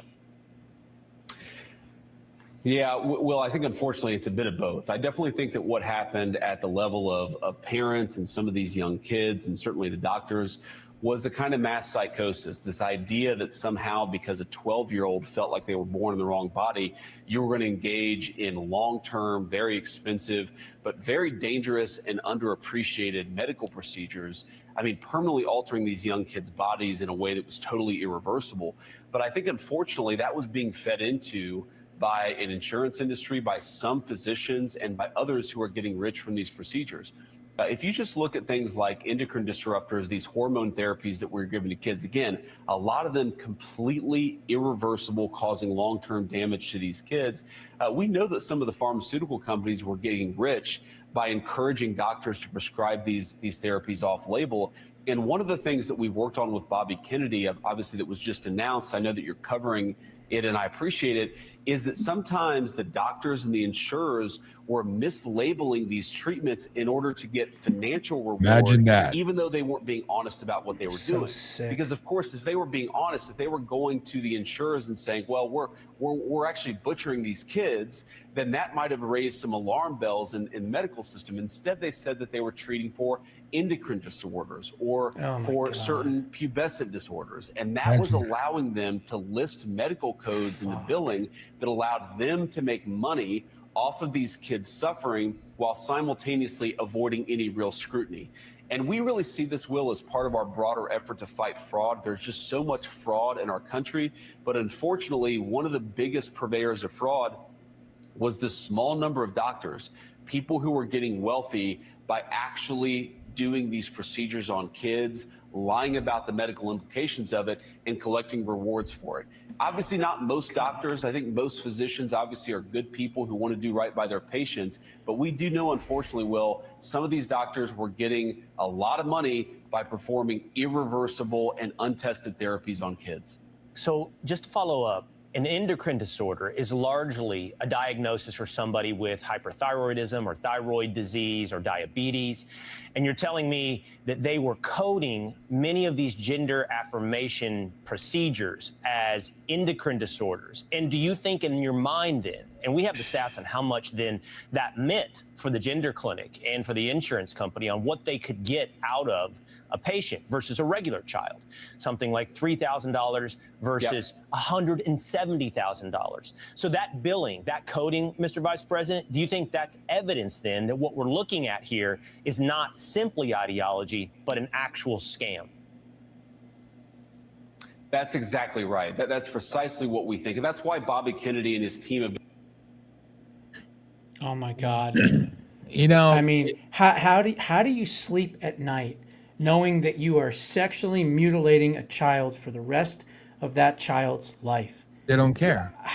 All for money. All for money. You know what? I don't want to see these doctors lose their licenses. I don't want to see these doctors get arrested. I want to see these doctors castrated, okay, immediately, with their dicks shoved in their fucking mouths until they die. And if you're female, same thing. I want to see you have your tits cut off and, you know what, downstairs, mutilated as well. You want to mutilate our fucking children? We ought to mutilate you. That ought to be your punishment. I agree. You know, it's funny. The other day, 2 days ago, Hollis I was talking about some of the stuff going on and what the governors are passing that, now it's cool to kill your baby. It's actually afterbirth, but we'll just pretend that Grok and ChatGPT are being honest. But Grok actually said, it was very small that they were doing things to children and doing like Grok that everybody hails as, it's a conservative ChatGPT. No, it's not. No, it's not. It's fucking woke. No, it's literally pushing an ideology. It did admit at least that Governor Nordum actually did say that, the baby will be born, we'll keep the baby comfortable, and then the parents will have a discussion. At least they admitted that. But they said, it's very few and far between, and there's no cases of doctors performing sex change operations. Are you kidding me? So I love it yet again, and that's on fucking Fox News of all places. But good on JD, and good on Bobby, obviously. But no, they. Not to mention California passed a law a few years ago. They actually had to revise it and change it because it was so vague that you were allowed to kill your child 28 days after birth. Yes. Yeah, imagine that. Yeah. That's for real, folks. They also changed. They eventually changed it, but they changed the age of consent. Nobody talked about that either. Yeah. The list goes on and on and on. Yeah. Pedophiles can pick up your child. Yeah. Just they don't have to sign in or anything. Yeah. The new law in California. That's anyone right. can just pick up your kid. Yeah, it's all good, and the parents are the ones with the least amount of rights. So and they just go along with it. No big deal. Let's focus on who Tucker's talking to. These doctors need to be castrated. They need to be punished, sexually mutilated for what they have done to these poor children. Think of how many children, hundreds of thousands of children, are going to suffer for the rest of their lives because at one point when they were going through puberty, they might have felt a little bit different, or they weren't sure of themselves, or whatever. And some asshole doctor took advantage of that child's innocence and fear and curiosity and maimed them for life. Right. It's so sick, and it's so disgusting, and so twisted, and so vile, and so evil. It's like there's no other remedy than castration, public castration. in front of their fucking peers. All part of Nuremberg, which should be 10.0, but Nuremberg 2.0. Yeah, 20.0. Again, when every tenet of the Nuremberg Code has been violated from, I mean, dating back to how long, but this again, it just boggles your mind. It's disgusting. I want nothing but the worst for them. Yeah. They need to freaking die. Anyway, here, let's play this video now, because Is this the Fauci one? Yeah, I believe so. Mm-hmm. All right, here we go. This bad boy. Get up there. Get up there. This is insane too. Okay. I only picked the most insane videos for everyone. Yep. We all have what we consider to be the most shocking feature of the COVID response. But for me, I still can't get over the fact that I was told by top FDA, NIH officials that a major reason for social distancing, lockdowns, masking, plexiglass, stay-at-home orders, and everything else was to delay the onset of natural immunity, to delay rising seroprevalence levels, to delay endemicity until after the shots were online. So it wasn't just that all these tactics, these sort of social engineering tactics, were designed to, keep us well. No, it was exactly the opposite. It was to keep us from gaining a natural capacity to resist the virus, so that they could wait until the injection came along, so the injection could be deployed and experimented upon us, and thereby get all the credit for having solved the issue. And that sounds like a wild conspiracy theory, but that's what they meant by flatten the curve. Flatten the curve, Matt. Delay prolong the pain, delay the solution. And it sounds crazy until you hear it from people who were there on the ground, in the agencies, in the companies, watching all this unfold. And multiple sources have confirmed this without a shadow of doubt in their mind, that was the real purpose of the school closures, the business shutdowns, the stay-at-home orders, the travel restrictions, everything, to delay the point at which we would have essentially solved the problem through natural exposure and immune upgrades. There it is. I mean, we told you so. We told you. Imagine that.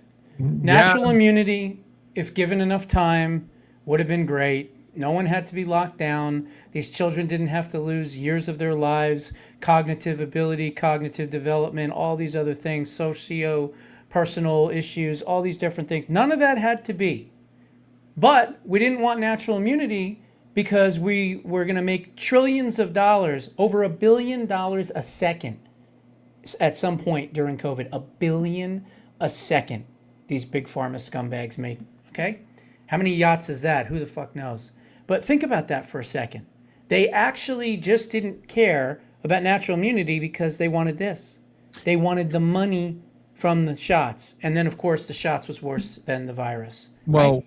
What was the hero of Contagion? The shots, right? In the movie that came out in 2010. Sick. It was the shots that was the hero, right? It was like the second coming of God, right? It was the shots. And even against bioengineered fake virus bullshit, even against the most crappiest shit that they could design, the power of our bodies can still overcome it with our God-given freaking whatever, and they hate that. So any way they can, any way they could do it. I mean, again, there's the proof, folks. There's the proof. Nobody can say that this was not planned, which is why we called it a plandemic from fucking day one. Yep. We've been right again. Yep. And how many people died because of this plandemic? Disgusting. Yeah, I'm just repeating myself. I keep saying the same thing, but I want these people to face justice. Every single one of them, every single person, even the ones that were there and stayed silent. I want them all to face justice. All of them. And justice, They should all be injected, held down on gurneys, 150 to 200 of them, all the tops of the big pharma companies, all the members of Congress, all the people in the media, all the people in sports entertainment, music entertainment, anyone that advocated for these shots should be arrested, indicted, put on gurneys, and just have a million fucking jabs into them until they're gone. Agreed. Sorry, that's what it should be. That includes The Offspring, Rage on Behalf of the Machine, Guns N' Roses, all of them. Anyone that advocated for it. Yep. Any doctor, nurse, emergency room technician, anyone that put someone on a ventilator knowing that they were going to be killed. We like I said before on Tuesday, we need a death deterrent. That's what we need, a death deterrent to make sure there's not another pandemic. How are they not guilty of manslaughter? Murder, truly, but at the very least, manslaughter. At the very least, they are all guilty from the lowest levels up. They are all murderers, every single one of them. The criminal in jail that robbed the store and shot and killed somebody is no different. Equivalent. Yes. Equivalent. All right. The gangbanger that shoots another gangbanger, hell, they're actually better than them. All right? Their shit may be stupid. They're still murderers, but you know what? They're better than you because you knowingly did it. They're doing some bullshit made up. Yo, I got to shoot you because you're wearing the wrong colors, yo. That's some dumbass shit. That's just mind fuckery. But these people, they are worse than Hitler. Yeah. This was a medical holocaust. That's what took place. A worldwide medical holocaust took place for whatever reason, profit, money, evil, death, whatever it was, led by a scrawny little old fucking, garden gnome, psychotic, satanic garden gnome. And he dictated to the rest of the world policy, and 12 million people died. 12 million people died in the 2020 to 2023 and a half or whatever medical holocaust. That's what it was. It was a medical holocaust. And anyone that doesn't think that it was a medical holocaust, well, then you're just full of shit because all the proof shows that it was. And you should be jailed for life. If you know what, if you weren't part of it, but you defended it, even after knowing, you should be fucking jailed for life because you. Accomplice. Yeah. Yeah. And it's so sick and it's so sad because there were so many people that were forced, and coerced into getting it. Yes. And their fatal mistake was, well, I have to trust the government. They tell me I need this thing, right? They don't understand the demonic behavior behind the scenes. They don't understand the money aspect of your life isn't worth anything because all you are is money to me, right? And so I feel bad for a lot of those people that took this shot. Many of them died because of it. Some of them are still alive and maybe even have problems. Maybe some of them don't, and I hope they don't. But the fact is that this was a medical holocaust. We shouldn't call this the COVID era or even the COVID pandemic. I mean, you can call it that. This was the medical holocaust of the late 21st, whatever, the 2020 to 2024, whatever. That's what it was. That's what it was. Sick. And again, all for power and profit. Yeah. I told the story of my best friend Bonnie, who was killed, murdered by the shot, because felt like, I'm going to lose my job. How can I take care of my children? And they're saying I need to get the shot. So got the shot and then dead a month later. I mean, it's millions of Bonnies out there. Exactly. Same story. Exactly. And people should friggin', like we read the names of the victims of 9/11. We should read the names of all those who were killed by the shot. Exactly. And we need a citizen vigilante to go after the big pharma and all the people involved in this. Yeah, we I'll do. say it publicly. I don't give a fuck. Yeah, I agree completely. So on a completely different note, I just want to tell you that I found those Shirley Temple drinks that you told me about that are like 10 calories, whatever. Yeah. And Spindrift. yes, I love them. Yeah, they don't delicious. suck. This one is ginger ale, and it actually has a little bit. Can't really see it, Yeah, but it has a little it bit of ginger in it, and it's Yes. really good. I'm gonna get them next Monday. I'll be returning to my fasting, but I plan on getting more of them because they're quite awesome, and I like Shirley Temples because I don't drink, so therefore, the Shirley Temple is quite special, and it actually tastes like our It Shirley does. Temple. It's really good. It's a good one. Yes, which is very nice. And it's not soda either, so it's like it's carbonated water. It doesn't have any stuff in it. No It's preservatives and all that. It's actually good. Mm-hmm. So we need to talk about something, though. I know we're way over, but we need to talk about something that is completely different because this has been a very serious show. So I think it's only proper to talk about another national travesty that's happened. And, I think there's no other way than just play the video because, our thoughts and prayers are with AOC during this hard time.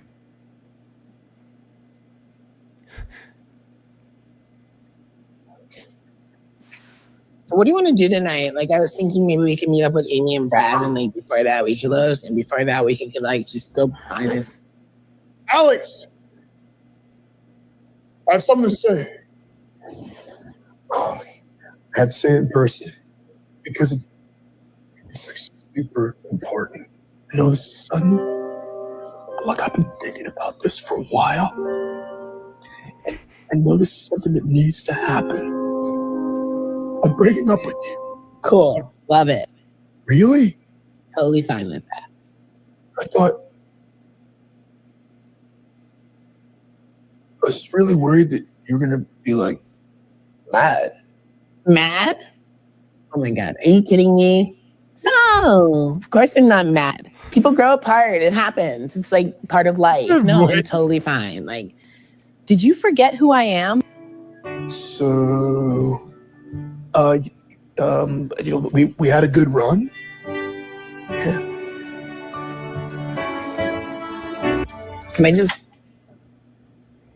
Can I ask why? Why? Yeah, like whatevs. Like I'm doing some work on myself and like trying to grow. I really like appreciate to know why.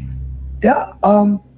Good. It's just like you said your piece, and I just think that I deserve the human decency to say my piece. Right. Where's this going? Is that not okay? Or? No. No, of course. You're a controlling, manipulative person. Everyone says it. I don't think that I am. Yes, you are, Andre. Yes, you motherfucking are. Okay, now you sound pretty angry. I'm angry.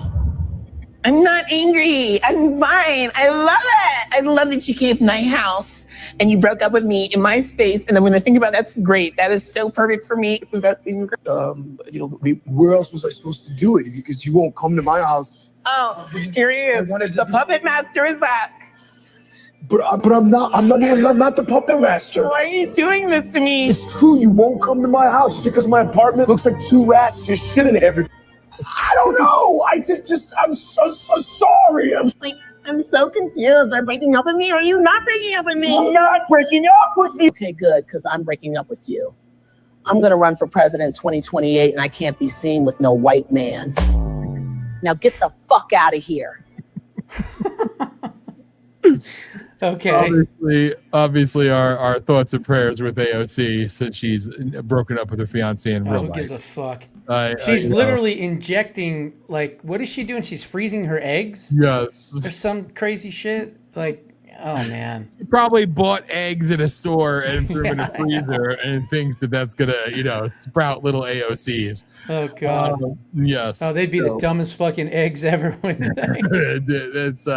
It's special. But yes, trying times for all, obviously. It's a hard run. Yeah. Here you got to see this quick one. How much over are we?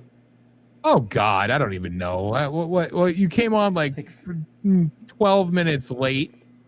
No, you had what's his name, talking for 12 minutes. Well, I told Jason he had 13 minutes.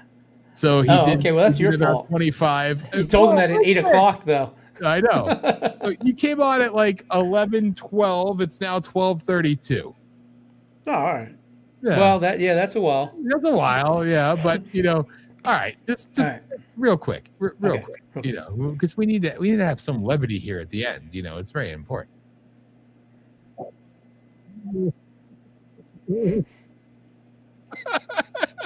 You're laughing already. This is going to be good. Yes, hold on. It's so quick. It's only 4 seconds, but shit. I enjoy it. I have others, believe me, but I'll be nice. Here we go. We will cheat an election. That's pretty good. That's pretty good. It's stupid, but it's funny. It's quick. Anyway, all right. So there you have it. So I mean, I could keep going, but yeah, I'm sure you could. I'm just saying. I gotta get cutting. I gotta get going. Yeah. So. Whatever. It's time to hop on the plane. Yeah, gotta get back to Tel Aviv. Yep, gotta go That's do right. your thing. I get it. Going back to Tel Aviv. So if you enjoyed the show tonight, which hopefully you did, but it's imperative for you to remember to buy the book. Buy the book. So there it is. If you for nothing else, you could put it on the shelf and just look at my bald head all the time. That's right. It's what everybody in America wants. If you buy the book for an exclusive time, Josh Bernstein get will 2 come of to them your house and put the books together, and you'll have an S. There you go. If you buy the book in the next 72 hours, everybody who buys it, Josh Bernstein, will come to your house and point at you. Yeah, I'll point at you. That's right. And maybe I'll figure that out. For one lucky patron, he will read the book to you Yeah, I in would your do that. living room. Yes. I would do that. By a fireplace. Yeah, I'd read a chapter. That'd be fun. Yes. Should do some kind of I don't know, like a raffle or something. Fireside fun. chat. You're raffling off Josh. Yeah, there you go. Dude, real quick. I don't know if you've seen this yet, but in all the stores, of course, it's Halloween already. And there's a lemonade stand that closed the other day, not too far from where we live here. And of course, there's already a Spirit of Halloween sign on it. But nevertheless, they now have new cards out I've seen by Hallmark. Have you ever seen this before? Thanksgiving cards. Now, I know. Well, they're probably not popular in Wisconsin. Thankfully, that fruitcake lost. Yes, but have you ever seen a Thanksgiving Day card? Yeah, I don't think so. I don't think so, right? I don't know. Thanksgiving card. Sure. So I think what I'm going to do to be, to really get ahead of the curve here, when I see you at the end of September, I'm going to get. Oh wait, you're a Jew. Wait, do you? Oh wait, no, you celebrate Thanksgiving. Hanukkah? That's right. It's not. Yeah. Well, no. I can't say that. That's in December. You guys celebrate Thanksgiving, right? Yeah, obviously. No, the Jews don't celebrate Thanksgiving. Yeah. We have a thing against the turkeys. I figured that. It's not kosher. But is it? But I don't know if it is I'm or going to bring to you Thanksgiving cards for you and your wife. I'm going to do that. Well, that's very I'm sweet. going to bring them love from Ohio. I'm just saying. I appreciate that. With that, I'm looking forward to Dan's book. Thank you, Aaron. Thank you. Dan's book is going to come, damn it. Everybody else has a book. What the fuck? It's like I'm left behind. My dad is up my ass all the time. He wants all you the to. time. He wants you to write a book. Yes. Yeah, it's an interesting experience. I'll tell you that. It's fun. Yeah. But it's like once you get the okay from the publishing company, and then they're like, okay, you got to write it now. Yeah. And then you have like 2 months or whatever. You're like, Yeah. fuck, I got a deadline. Yeah. It's So like, it was fun. I actually gotta do it, Yeah. Well, it forces you to do it, right? That's a good Yeah. thing. It's a good thing. Exactly. So it wasn't Anyway, too hard brother. for me. All I did was go through my old shows, pick some topics, watch the videos, pause them, write notes, and things like that. Just kind of put the whole thing together. So That's it the was thing. good. If you have years and years and years of freaking Yeah. content, it's like, damn, it's Yeah, not that you got to go hard. back into the vault and go through it all. You have to come up. What I did basically was I came up with a premise: preserving liberty. Yeah. So everything about preserving liberty. So it wasn't about social issues. It wasn't about that kind of stuff. It was just anything that would preserve our liberties.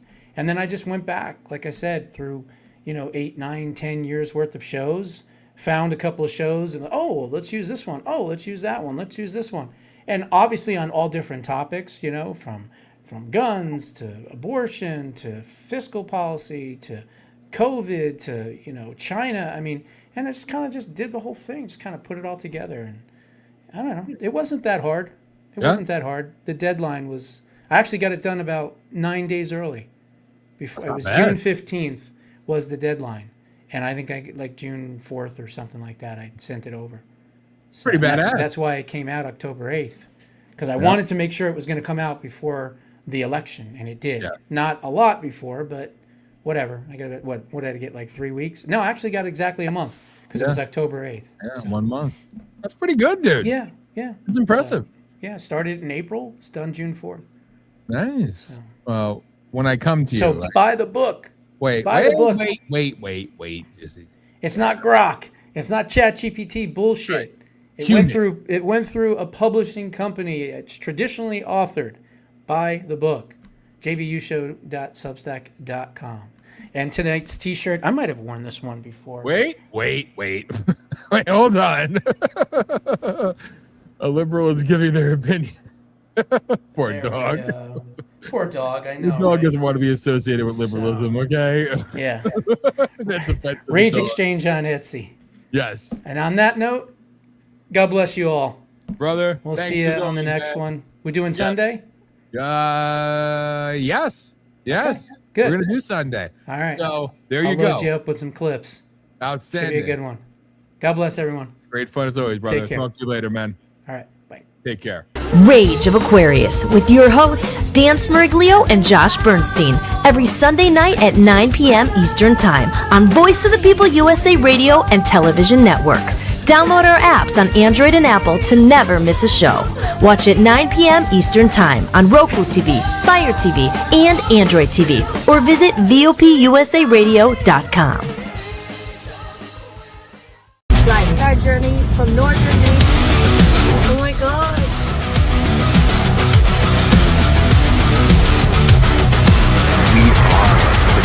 Nation's pride, red, white, and blue. Right now. Washington, splitting us into two. I'm here to story the Osama getting screwed over. Nobody talks about me. Susan, you're fired.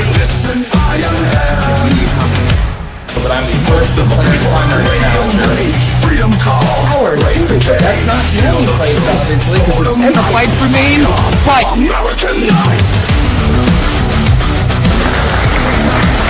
The truth doesn't give a fuck about your feelings. No retreat, no kneeling. That's so exciting. No kneeling. The truth doesn't give a fuck about your feelings. Strong unyielding. Vote for Dad. We've got on your side.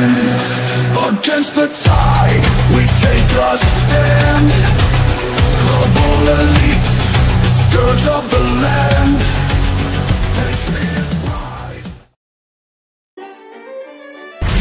Are you a whining, sniveling little apologist? Are you a psycho-babbling snowflake?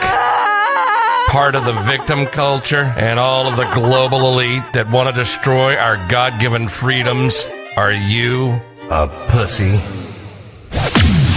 If so, turn it up, because we love pissing you off. This is Voice of the People USA Radio. Engage and rage. Pure, unadulterated truth guaranteed. This is Voice of the People USA Radio. And this is Dan Smeriglio. That's me. I'm still here. And that, ladies and gentlemen, that was, excuse me, I could talk, Politi-Shock's Hour of Rage. Gotta finish it off. Here in the background. Boom. Done. See how I masterfully just switch backgrounds and That's why I got to play a long enough video. I had to play 2 so that way I could go back and switch everything up. It's what I do. I had to start early though, with the other one because Jason was on a roll, so I want to interrupt. So I just kind of switched everything up before the show started. Otherwise, be like magic. You know what I mean? Vote for Dan. Damn straight. Right in Dan. Thank you, Aaron. Love you, brother. So I'm not going to go much longer. Actually, I'm going to wrap it up here shortly. But I think it was a powerful show. If I do say so for myself, I appreciate Jojo Applebaum for. I didn't anticipate that happening. Being interviewed on my show is different. I must say. I'm not used to such things. Not many people will actually ask me questions. So thank you for that. And obviously Grace Chong from the War Room, from Bannon, checking us out, watching us, engaging it again. She tunes in frequently and it's really cool. And I appreciate the support for what we do. And obviously for the MAGA Alliance for Trump and Jojo Applebaum, who is just a freaking beast and a badass. And I can't wait for her to launch her show as well. And hopefully we could find a way maybe to put that out there on the network as well. And, kind of give it as big of an audience as humanly possible. That would be really, really cool. So I'm grateful. But, yeah, I mean, what's left to say, ladies and gentlemen? I mean, I think my feelings on everything. I've been very clear. I was a little bit more explicit tonight, trying to drive some points home, but also disgusted, by the radical Islamic bullshit and everything else that we're seeing happen in our country and the scumbag fake woke Reich crowd. So they deserve to be ostracized. They deserve to be criticized. They deserve to be mocked and made fun of and called out because, well, they're scum. And you call scum out who are knowingly doing evil things with the intent to, dissuade people, to demoralize people, to pull people away from doing the right thing. That's their purpose. So our purpose should be standing up against them. And I think that's a very big and important thing that we don't see enough of. And I think the theme of this show tonight has been outrage, yes, combating evil instead of just accepting it and allowing it to just prosper and, metastasize right in front of you. But also it's a call for activism. It's a call for bravery. It's a call for fortitude. It's a call for integrity. It's a call for patriotism.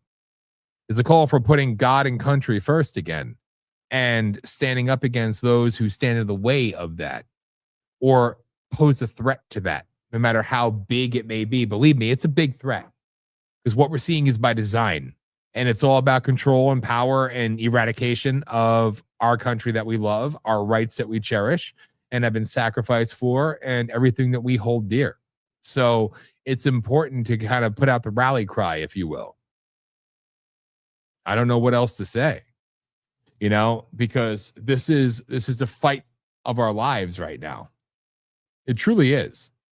And people need to realize that and see the seriousness of that and understand the importance of that. Because if you don't now, by the time you do, it's going to be too damn late. And I hope you understand that. And yes, I'm looking at my phone right now. I apologize. But at least I'm honest with you and tell you why I'm looking down. But it comes down to the fact that people need to wisen up. People need to be bold. It's a time for being passive and a time for being quiet and soft is no more. This is the final battle. I mean, I don't know how else to say it. It really is the final battle. It's the final battle for our country, a final battle for our rights, for our freedoms, for our liberties. It's the final battle to, keep God in this country, to hold on to some semblance of normalcy, pride, patriotism. That fight is here. It's not coming. It's here. It's now. So you need to either step up or step out. Bottom line. And I hope, beyond hope, that you'll step up to the challenge, that you'll combat evil when it's in your face, that you'll protect what you love, hold sacred what this country means to you, what this country means for all of us. and stop being a pawn in their game. Be a warrior for Christ. Be a warrior for this country. Be a warrior for your family, for what you love. Be willing to fight. Be willing to use the weapon that you have that's more powerful than any gun, more powerful than any weapon made by man. Your voice, your mind, your heart, your intelligence, your soul. This is that time, ladies and gentlemen. Please know that. Please understand that and see it for what it is.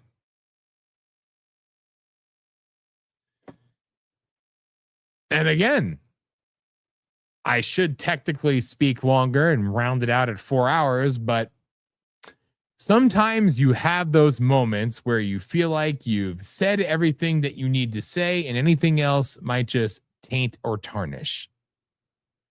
Whether you like this show or not, that's irrelevant. I'm just giving you my own synopsis of it all. And I feel like I've said everything I needed to say, you know, as for better or for worse, I feel like I've kind of driven the point home. At least I hope so. And hopefully you took something out of the show and enjoyed it. Chat room, I appreciate you all. All our guests, you all. And tomorrow night at 7 p.m. Eastern Time, Holistic will be back on live, brand new episode. So be here for that. And as far as I go, I'll be back Sunday night, 9 p.m. Eastern Time. We'll be doing Rage of Aquarius on Sunday night at 9 p.m. Eastern Time. Then next Thursday, we'll be doing Politi-Shock one way or another. I'm probably going to be traveling, but I think I'm going to find a way. Not find a way. I just bring a damn mic along with my computer and do it. So, you know, why not? Because it's important. Be consistent. You're on a roll, so don't let things stand in your way. Because I'll be going to Lima, Ohio yet again, and Florence, Kentucky, and all that good stuff. That's where I'm headed this coming week. So hopefully I won't run into too many tornadoes, Joe. Oh, I got to be safe down there. And one day in my travels, I'm going to find Mr. MAGA Dirt Biker, and we're going to do a show together in person. So it's going to happen. Count on it. I'm going to hunt you down, Joe. I'm going to hunt you down. But everybody, I want to thank you as always for tuning in. Remember, this is Voice of the People USA Radio and Television Network coming to you live at VOPUSARadio.com, VOPUSARadio.com, and all the socials one way or another for as long as it may be up or before it's banned or taken down or vanished or memory hold. On Rumble at VOPUSA Radio, give us a follow if you're watching, if you'd be so kind. That'd be nice. You could donate if you want to support real, true free speech and real conversation. BuyMeACoffee.com/VOPUSA Radio, or scan the little doohickey thing in the corner there. Support the show, buy us a coffee. Boom, you can scan it, donate. So do it up if you'd be so kind. Other than that, to everybody who watches all around the world, and thank you to Steve Stern, who we love. We aired his live interview with Tina Peters today on a network. So if you didn't see it, go on our Rumble channel or anywhere else, and you could find it, watch it, check it out. Awesome interview. We obviously love Steve Stern. Very much so. So show some support, show some love. And again, oh, good. So I'm not going to be too far from you. Well then, MAGA Dirt Biker. Then perhaps there has to be a meet and greet, my friend. It's good to know. Because I never drove through Cincinnati until not that long ago for work. I never seen Cincinnati. It was cool. 1 week I saw all the skylines of Ohio. You know, Akron, Toledo, Cleveland, Columbus, Dayton, and Cincinnati. Pretty cool. Pretty cool. Cincinnati was cool looking. I'm not going to lie. I'm still partial to my Cleveland. What can I say? It's a freaking awesome place. Columbus is kind of, and Dayton, even though I've been to Dayton so many times with the previous job, so many times, I never saw it from that angle. I'm like, there's a Hartford look to it. It's a pretty decent sized skyline, Toledo, yeah. What did Joe say? I'd like to do that show. We could do it in the barn with the dirt bikes and the billiard table and all of that. That'd be freaking awesome, dude. I love that. That's freaking cool. Consider yourself on, my friend. I do love playing pool. And good company, of course. And then, just because it doesn't work out this summer is okay. I'm telling you, next summer, we're gonna have a I don't want to give us some sap ass title like a Liberty Picnic. A Liberty Picnic. Oh my God. Oh, a Liberty Picnic. That sounds so bad. I'd have Josh there then. He could run around with his book. A Liberty Picnic.